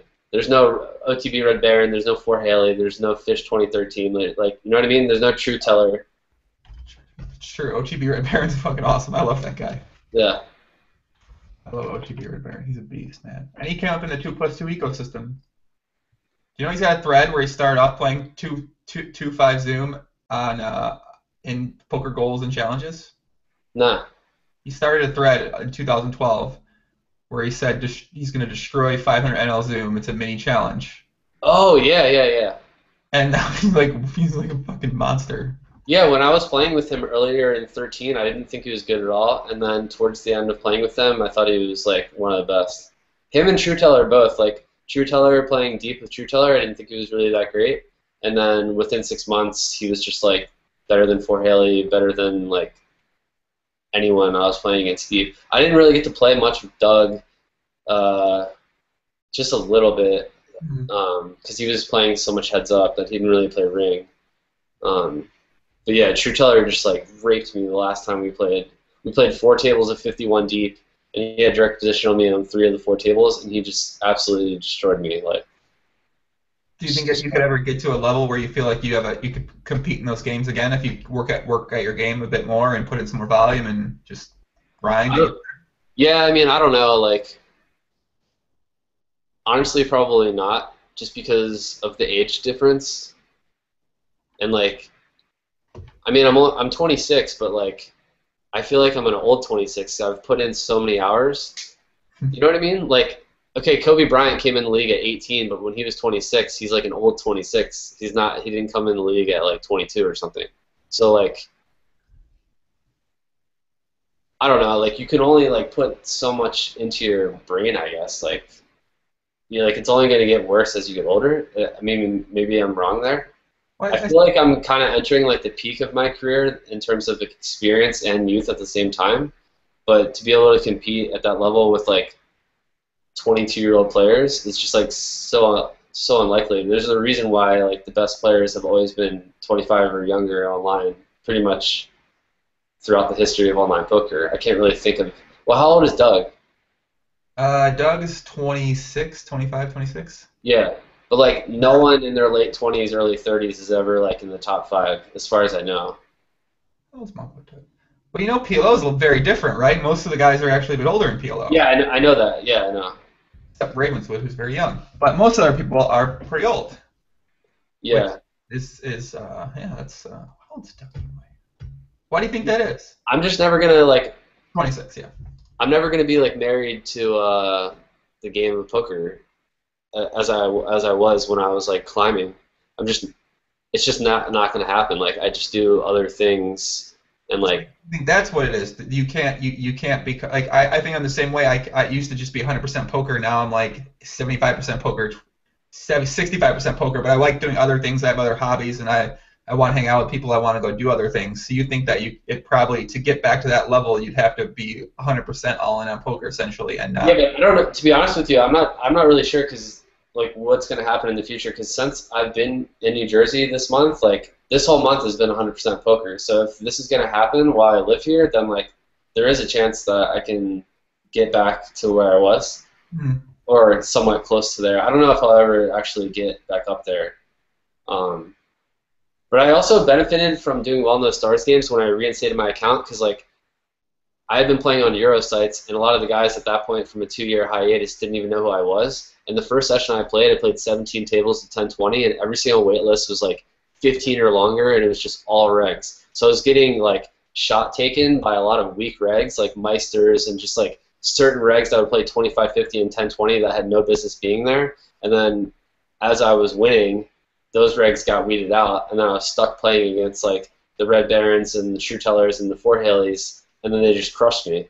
So like as I'm winning, I'm thinking that I can just beat like all these guys, and then like as the weaker players are weeded out, and I'm stuck playing like 3- and 4-handed deep instead of 6-handed deep, you know, like I'm now like the spot because I'm not like a top 10 or 15. I never reached like that level last year, but I thought like in the 6-max games that I was like pretty high up there last year at one point. But yeah, I wasn't able to realize that I was now the spot in the games until it was too late almost. You know what I mean? Like I guess I'm like proud of myself for realizing it and quitting before I actually like lost money overall, but like definitely should have quit sooner. You know, that's like really important.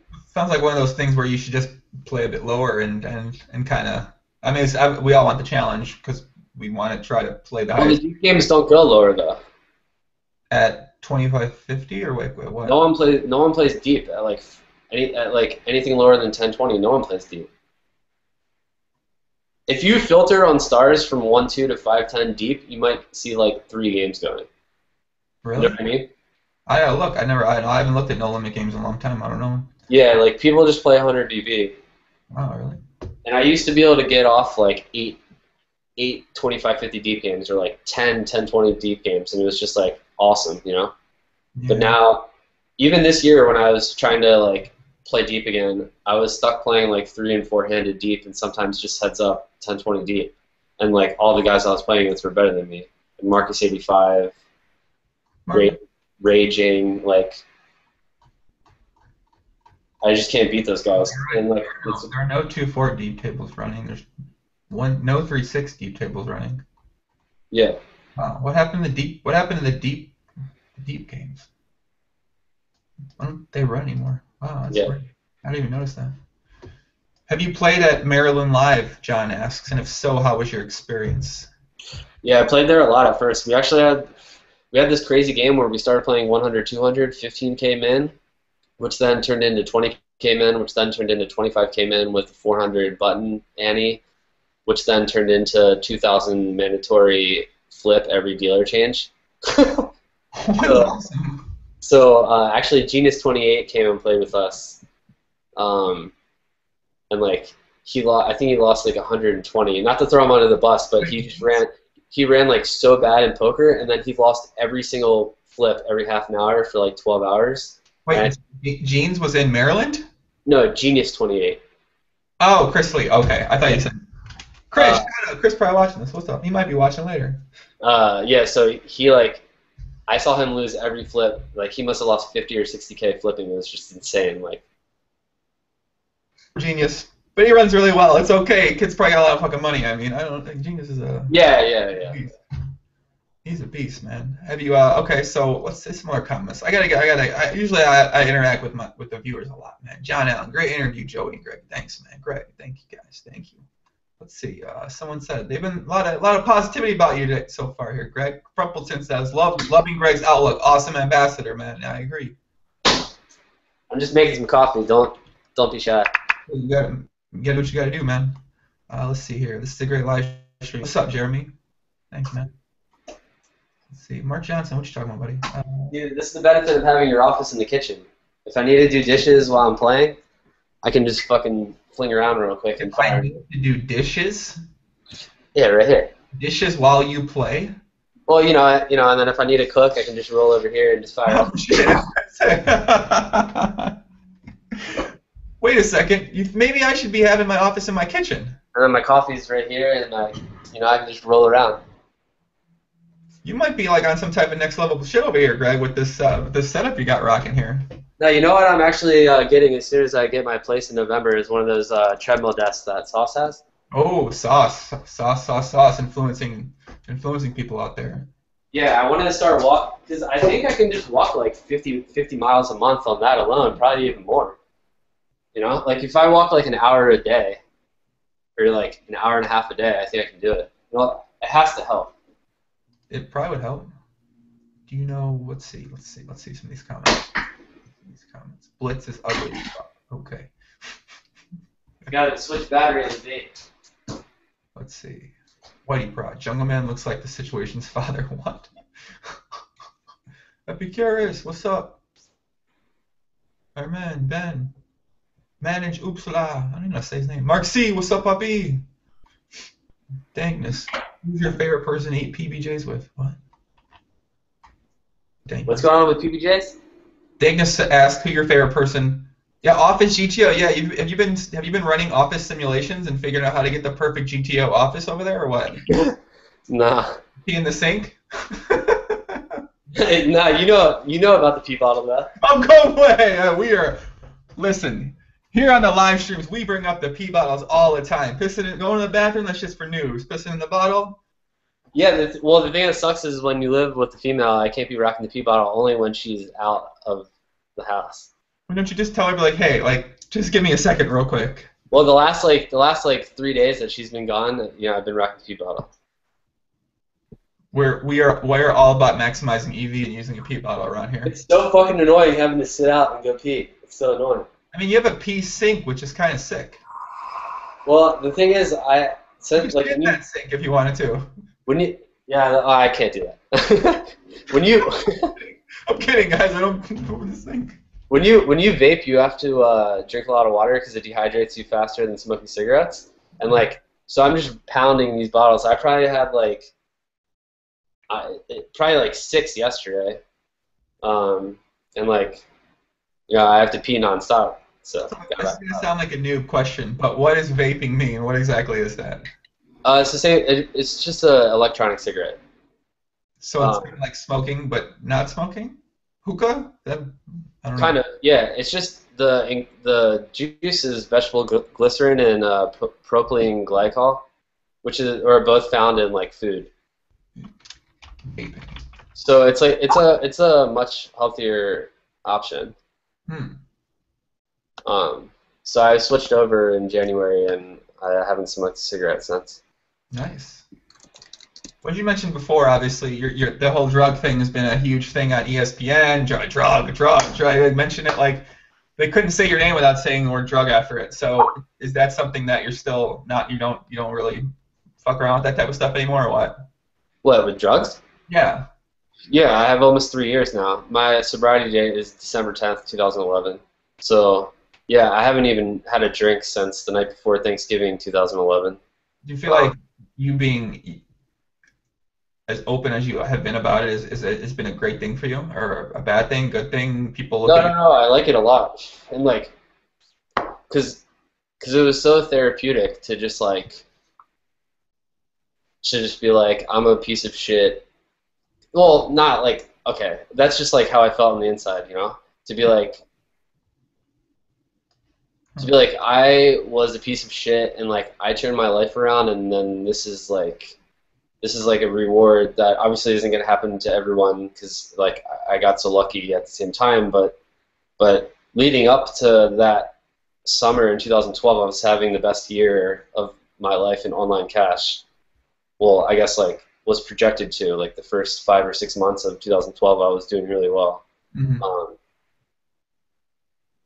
And I credit a lot of that to just eating healthy, working out, and being sober, and just working my ass off. So yeah, I mean coming out about it definitely puts I don't know if it's pressure. It's just more hold you accountable in a way. Yeah, just yeah, because I know that I have some people that I've had several people come up and tell me you're the reason why I got clean, or you're the inspiration why I want to get clean, and Awesome. I've had a lot of people either through 2+2 or Facebook, and then just all the time over the World Series that will come up to me and say stuff like that, and that's the best feeling ever. That's a million times better than someone saying congratulations on winning the main event, So, I wish that I could do more with it, honestly, because if I didn't play poker, people are like, oh, if you didn't play poker, what would you do? That's a very common question, and I said that I'd be a drug counselor, And that's actually what I was going to go back to school for before I dropped out the second time to play poker, was a drug counseling like therapy program. Because I think that my counselor just like literally saved my life, and I think that's like such a cool thing that if you could just do that for like one person, it's like the coolest thing ever, because it's such a sick disease, and like so many people are affected by it, whether they have the issue or not. Just like a family member or a friend, like there's addiction all over, and also there's tons of different forms, not just drugs. Like now with the internet, there's like addiction to like World of Warcraft and like stuff like that. Is because I lived with someone that was addicted to World of Warcraft, playing like fucking 70 hours a week. It was disgusting. Like play like 16-hour sessions of World of Warcraft. Yeah. So well, obviously, poker addiction is probably a pretty prevalent thing, obviously. yeah, and like I'm addicted to poker. I'm not denying that I'm addicted to poker, but at least when I'm playing poker, it's like financially beneficiary to myself and helps me like do. What about for someone that's not? It's not financially beneficial to somebody. What if it's? Yeah, I know that's the whole like Coleman issue, and like I agree with that. It is like somewhat. Well, it is not satisfying to like take money from people that have an addiction to gambling. Mm-hmm. But I guess my way of like saying that it's okay to myself is that like so many big businesses and corporations are doing the same fucking thing. Like the fast food industry is just selling complete dog shit to people, and like they're selling addicting products all over the world and like advertising it in your face nonstop. And like, what's the difference, you know? There's so many people addicted to fast food that are eating it like twice a day, every day, and it's just like ruining their lives because it's like so powerfully addicting. No, I used to be the same way. Can you put your Skype on busy? Yeah, sorry. That's okay. People get confused. They're like, can you put your Skype on busy, Joe? Do you, what were your, Scotty asked, what was your drug of choice? When I first got into drugs in like 05, 06, it was Coke, and then my second time around was Adderall. I liked Adderall more than Coke, and then I eventually got into Roxycontin, which is like synthetic heroin. It's basically just the same thing as Oxy. And I started doing off like I don't know, like half of 15 mil a day or like a quarter of 15 mil a day, and then by the end I was doing like 150 a day. And like losing so much fucking money in poker. Like the first time I played in Bobby's room, I was high on Adderall and weed and was playing 200, 500,000 half and half in 2011. And like, you know, I worked my whole career to like reach a point where I could play in Bobby's room, and to do that high and just like lose 90,000. I mean, just like I would just so dumb, you know. And just making so many poor decisions. Well, a lot of people say Adderall helps them out, though. Or, I mean, I guess obviously if you take Adderall in a moderate consumption, it might be. But were you taking it in an unhealthy dosage, or were you like? Yeah, no, I was like abusing it for sure. You know, I was eating it and snorting it, and like I don't have ADD, so it was just making me high. And like the first month that I took it, I was doing so well on it that I was like convincing myself that it was helping me, but it was really just running me into the ground, because then I could never sleep at night, and I would just smoke weed. And the next day, even if I wasn't playing poker, I would have to take Adderall just to be like a normal person. You weren't taking 150 milligrams of Adderall, right? You were taking 150 milligrams of something of the Roxy. What'd you call it? Roxycontin or Roxycodone. Yeah. How many milligrams of Adderall were you taking a day? Not really that many, like, because I know some people like really get up there. Because I have anxiety issues, so I could never really let it get too high, because it would just like that heart racing feeling would like fuck with me too much. I think I was taking like maybe at most like 40 a day. Shit. I mean, that's a lot. I take 15 XR sometimes, but yeah, that's 40's a lot. Holy crap. But I would say most days probably more like 20, like 210s. Oh, okay. I think maybe, I mean, 40 actually might, some people might take 220s a day. 220 IRs, not XRs. Yeah. But yeah, I tried the IRs one time. The first herbs. I tried. Insane, right? What? The IR is insane. Okay, so first time I tried IRs, I played a 33-hour PLO session, which was obviously I played the most hands anyone's ever played in a day of PLO. The first time I tried, my girlfriend at the time gave me a 30 IR. I was like, what? She's like, you want to try Adderall? I never tried Adderall. I tried it, and I just played constantly. And like 6 hours in, I took another one. So like I played 33 hours, and I played like 55K hand PLO session or something like that. What the fuck? Actually, the longest session I ever played online was on Adderall too. It was like 17-hour, 21,000 hands. Obviously, nothing close to you, but like by far the longest I. You were playing at like what stakes were you playing during that one? 50 cent a dollar and 1-2. It was in 2008. Oh, okay, back in the day, yeah. Yeah.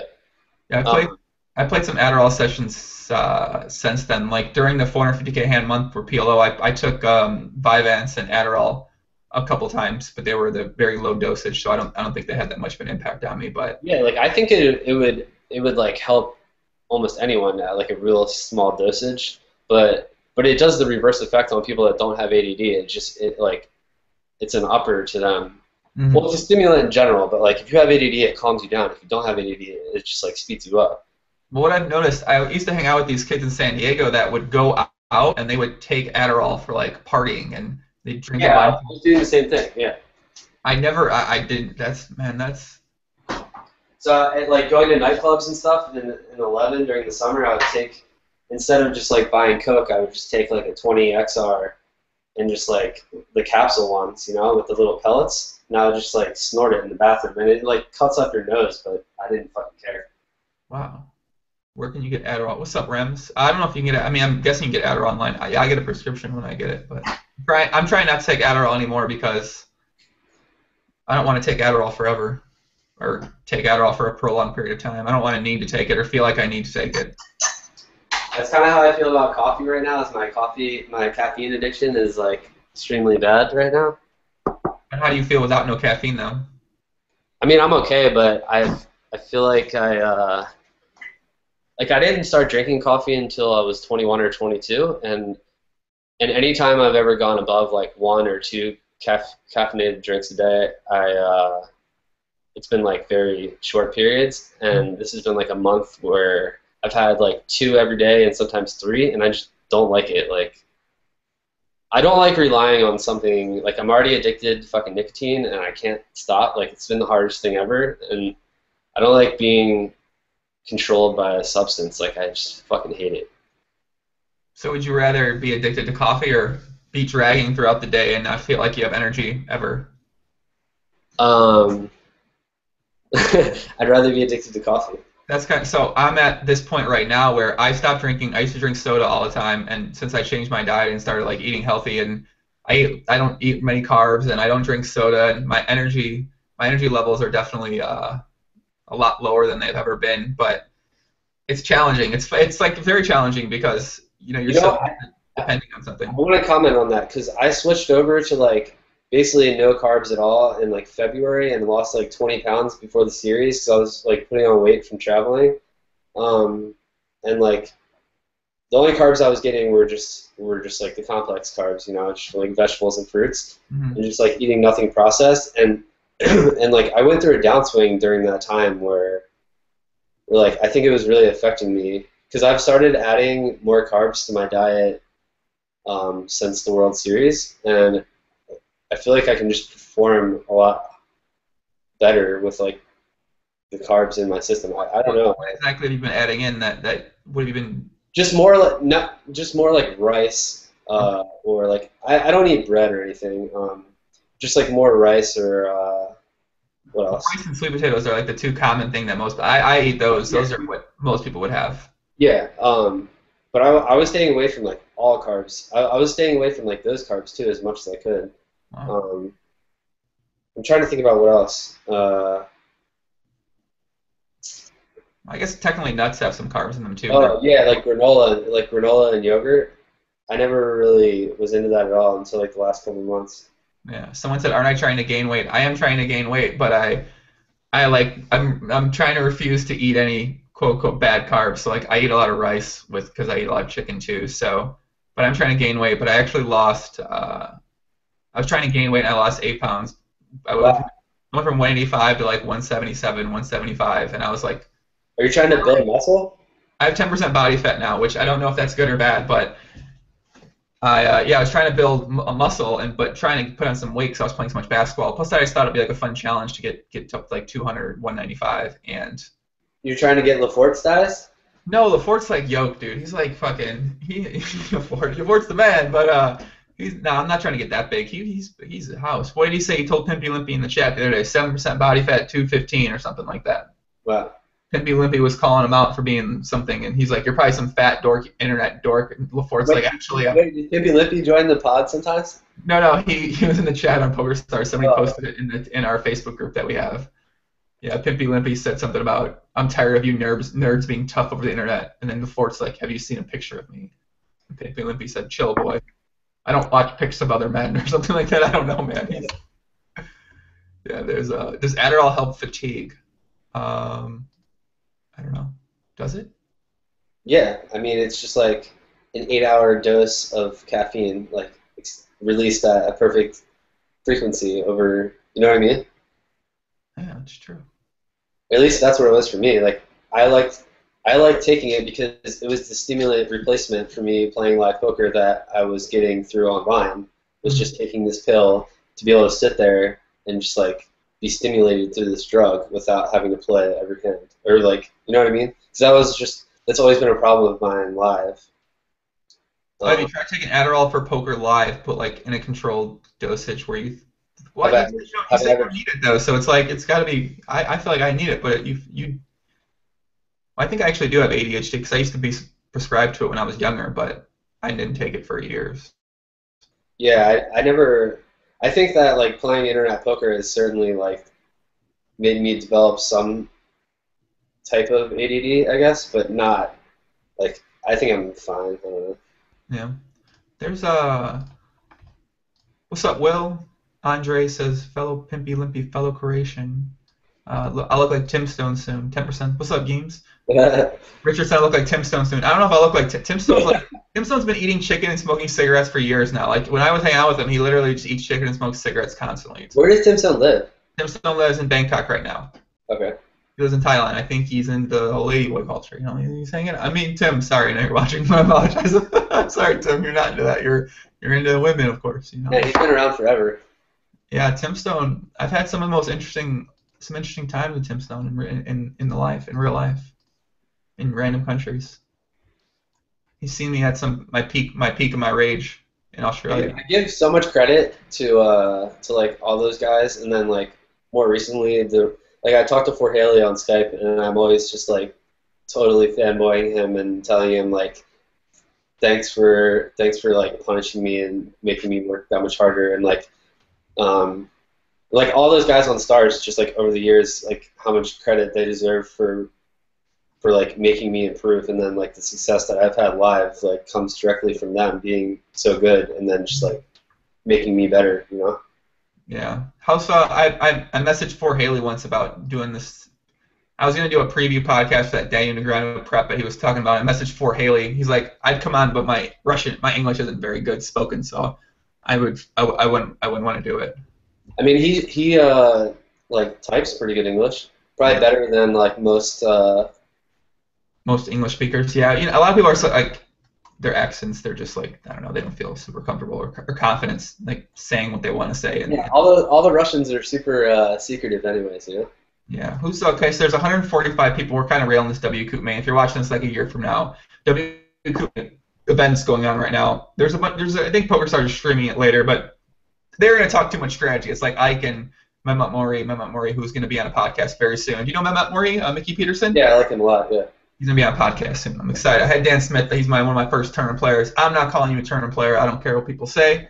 But I have Mehmet Mori, and he's a tournament player. But they're doing some live stream, official PokerStars stream later, and it's going to be a lot of strategy. We're going to not be strategy. We're going to be fun. So who's left? Isildur's left. Ooh, 145 players left. Isildur's left.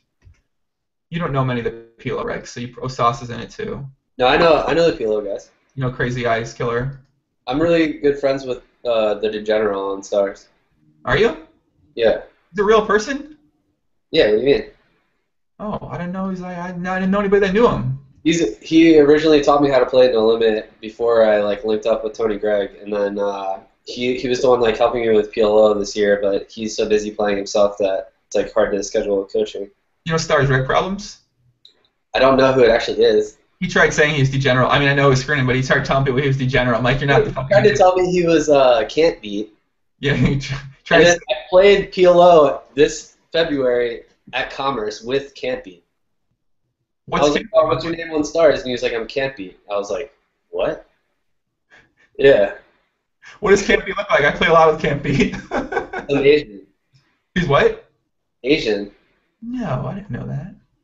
Yeah, that's gonna be so. I love playing, like go and play live poker, and then Herloon's still in, and then playing. You see people that you Yeah, it's well, I don't know if multiple people play on the account, but I think the account is registered to Benny. Do you know Benny? He won the Millionaire Maker last year, the World Series. He plays high stakes PLO in LA. You think Can't Be's registered to?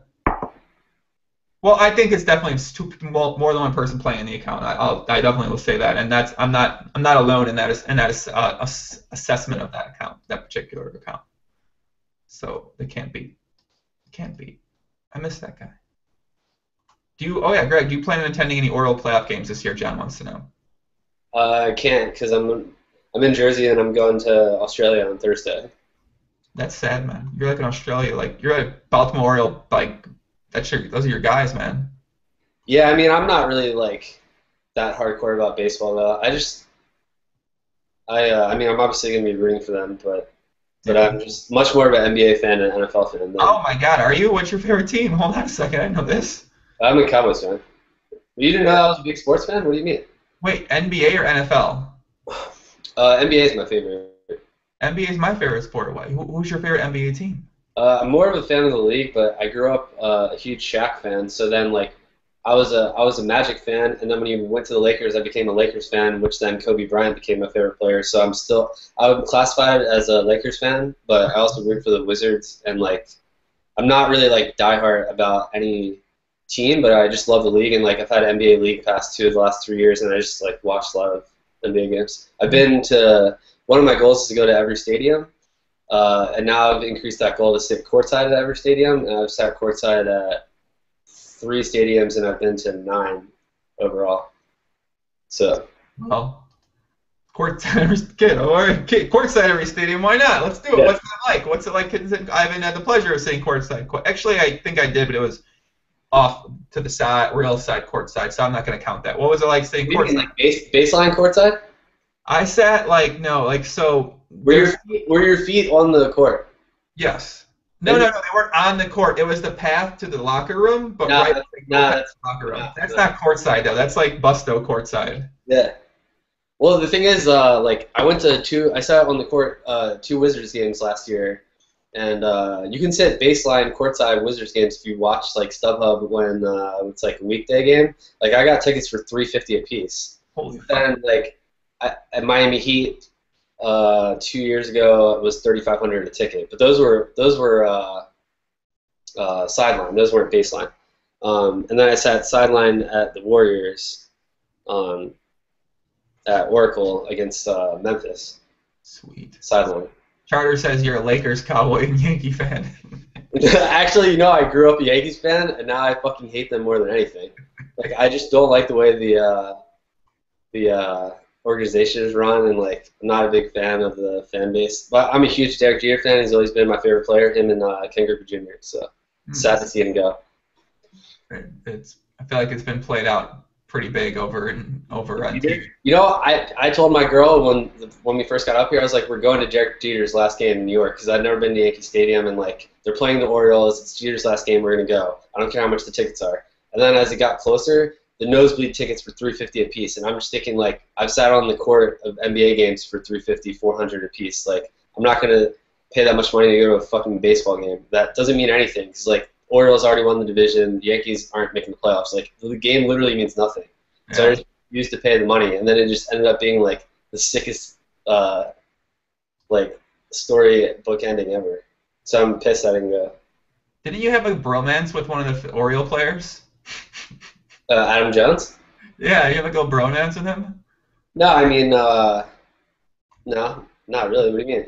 I thought there was like a little bromance you guys had going on. He was like Twittering or a little Twitter back and forth. He wore his jersey or something like that. Oh yeah, I mean he had tweeted at me a few times, and then I was supposed to like meet up with him one time, but that never happened. And like Oh, he caught, well, I threw out the first pitch. He caught the first pitch and stuff. you threw out the first pitch at a baseball at the Oriole game? Yeah, against the Yankees actually, but it was at Baltimore. Yeah. That's pretty cool. Do you play fantasy basketball? No, I did. You mean daily or? No, like league, like a league. No, I played in a league with friends for a few years, but they don't like it nearly as much as our league stuff. But I like it a lot. Do you want to play Do you want to play? Are you looking for a fantasy basketball league for this year? Actually, I may be interested. What do you guys play for? We play for $350,000, of course, but no, I don't play. What do you guys play for? I don't know. It's not been decided. I usually play with like friends who aren't that into it, but this year I'm going to start like an actual like 2+2 or like live stream league with people. Okay. Yeah, well, I mean, my fantasy football league is $100 every year. Like, that's the only league I'm in. Like, Okay. I don't care about the money. I just don't want to. I actually don't want to play if it's like $1,000 because I don't think I'm good. So like, Yeah, I don't. that's why I think I'm good at fantasy basketball, but fantasy football, my league's like, what's our league? I don't even know. It's not a lot of money, but I found it's from the live stream people that I'm in a league with. But fantasy basketball, probably like 500,000. I mean, I don't know. We'll see who's in. We'll see. Yeah, like I'm not good. I think I'm okay in my fantasy football league just because my league isn't really that difficult. But I don't know. Everyone thinks they're better at fantasy than, you know what I mean? It's like the new poker. Everyone thinks they're like the best. I'm like very happy. I think I'm terrible at fantasy basketball or football because I don't know what to do in that. But everyone does think they're good at fantasy football. That's true. I mean, if you just watch like all the games and just like follow the waiver wire, that's really like simple to like beat a league with your friends. That's about it. I mean, obviously, like the more competitive leagues will be much more difficult. Yeah. Is Nut Popper still in this? Very, very well-known, legendary short sack Nolan player. Yeah, what about him? He's still in the WSOP Main. Oh yeah, what a legend. I know. Alex KP, debatable friend of the podcast. High stakes PLO still. Very debatable friend of the podcast. We like him. He comes in this live stream sometimes. He uses the podcast Run Good to his advantage. Oh, I heard about this. You know, that's I'm glad. You do know the podcast Run Good's real. Odd Odson literally won the Limit Hold'em tournament. WQ. I know. I saw it on Twitter. Yeah, This was running Scareboy final table. They ran very deep in the heads up PLO WQ as well. No coincidence. Alex KP probably listening right now, using the live stream to his Run Good. It's kind of a shame what they've done to WCoop. That like I feel like Scoop like overshadows WCoop so much, and like WCoop's supposed to be like a bigger deal. Oh, how that has the medium, low, high thing, or what? Yeah, I mean, Scoop was, I was playing like a 1K or 2K like every single day, and then WCoop there's like one tournament over $1,000 or something, or you know, like two. Oh, like literally like 4 or 5. Yeah, that's about it. I mean, but then again, WCoop is like more of a. I think it's good because it's like.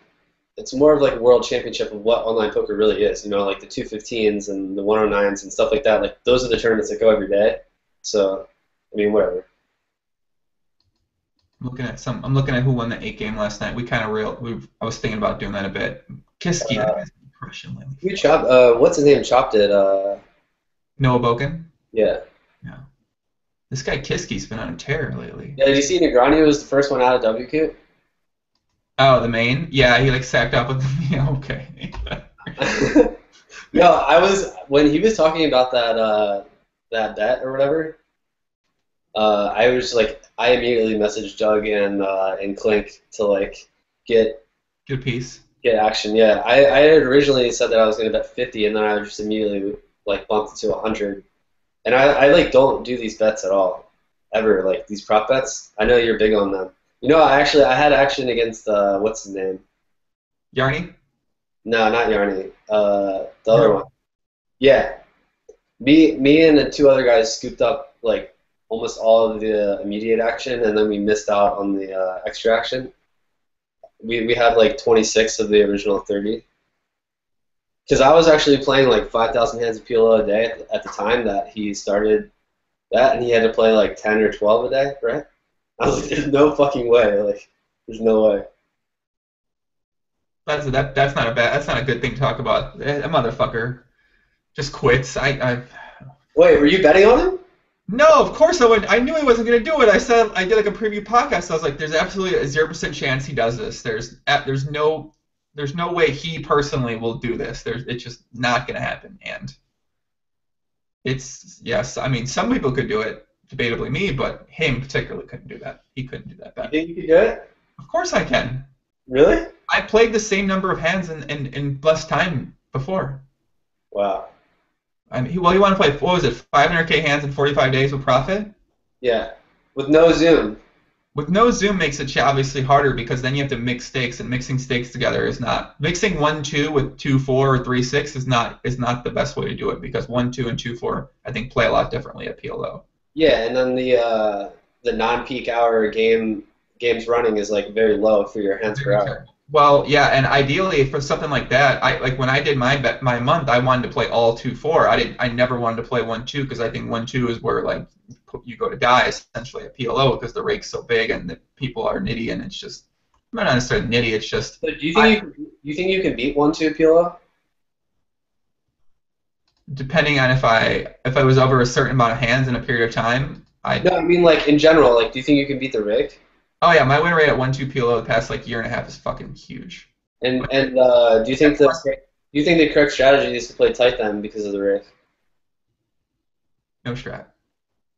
What? I can't talk strategy here. But speaking of the 1-2 win rate, it's not from playing a lot of tables at once, which obviously is going to help your win rate. But I don't have any opinion on how to beat 1-2 PLO for anybody out there. I don't have an opinion on that. I just can't have an opinion on beating 1-2. I don't know 1-2, man. What stakes do you play these days? Are you playing pretty big? Not that big, like 3, 6, 5, 10, 10, 20. Yeah. And I mean, I don't really want to play much higher on track lights, so I don't really. Yeah, no, I was the same way. Yeah. That was actually one of the reasons I stopped playing Euro sites because when money bookers went down in Canada, and I could no longer just like move money on and off so freely, and I didn't want to keep a lot on there, you know. So if I keep 50 on and then lose like 30, I could just reload it. But now I can't do that, and now I'm like, you know what I mean? Just I don't like being like handcuffed. Yeah, I mean, I like still playing 2, 4, 3, 6 on these sites because I mean, there's obviously some risk you get cheated at these stakes as well, but it's less of an impact on your overall bankroll at these games. So, and my win rate's been pretty well in those games. So even sometimes if nothing's running and I want to play, I'll mix in some 1-2 as well, and you know, it's been working extremely well. So that's kind of the strategy I stuck with for now.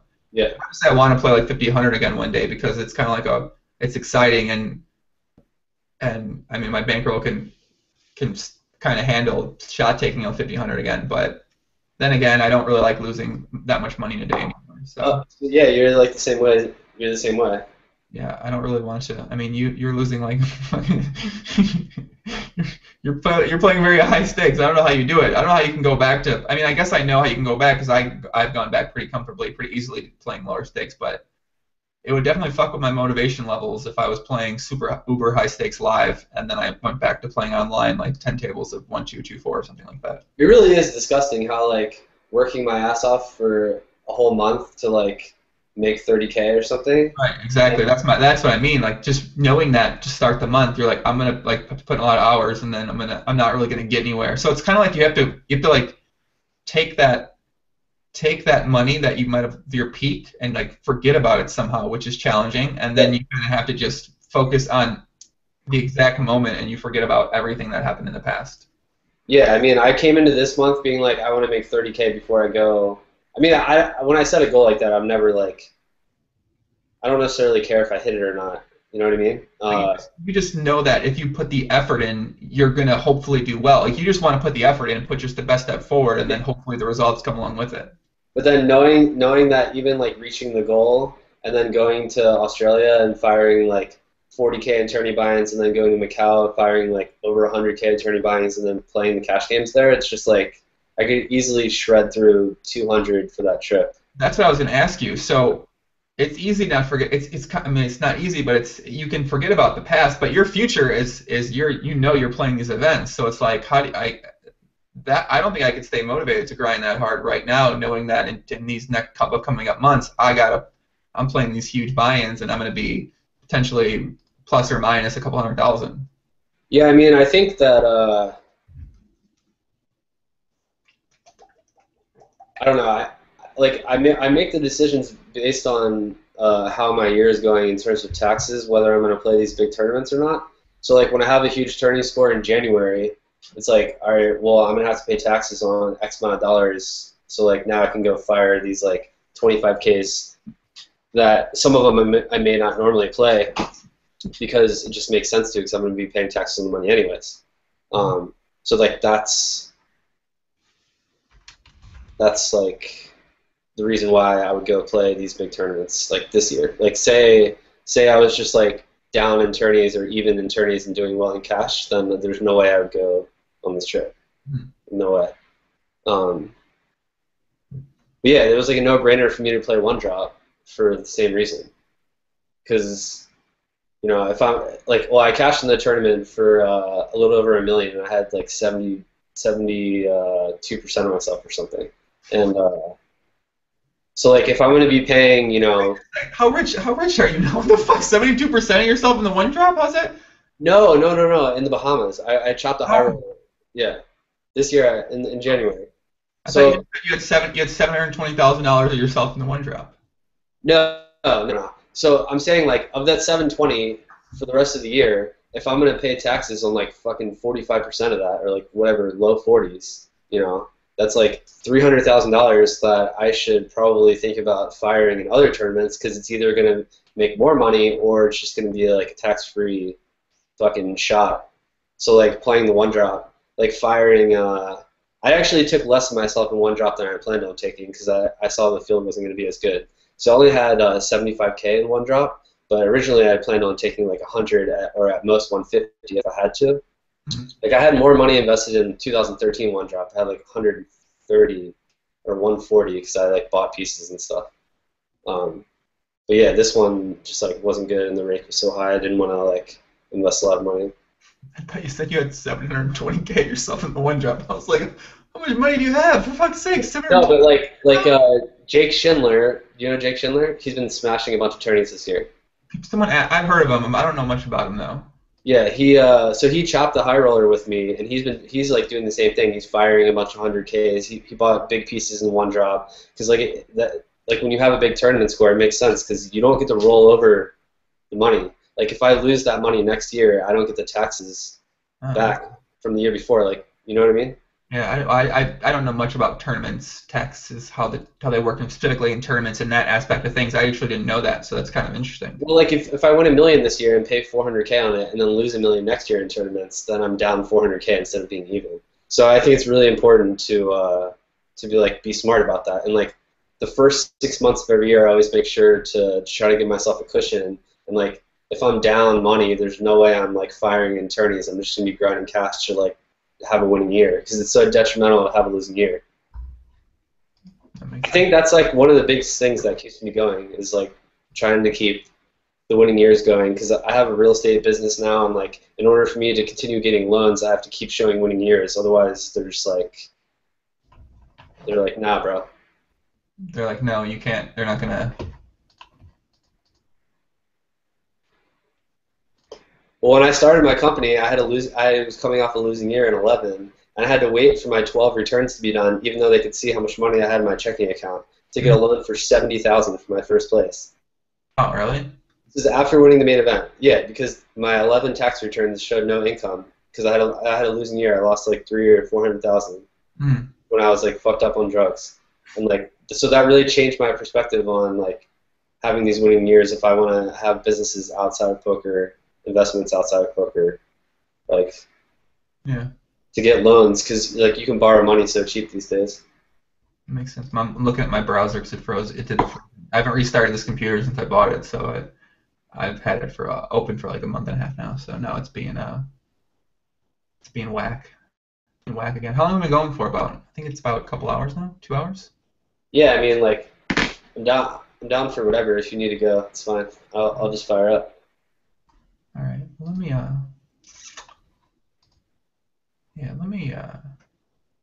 just restart this whole thing. Just someone ask Greg a question again, and then I'll be back in a second. Oh, you're gonna make me fire it up again? The what? Are you restarting? Oh, I mean, we can if you want to stay with it, whatever. I don't care the way. I'm gonna eat either way. I'll go eat some food. Yeah, I'm gonna start playing some internet poker.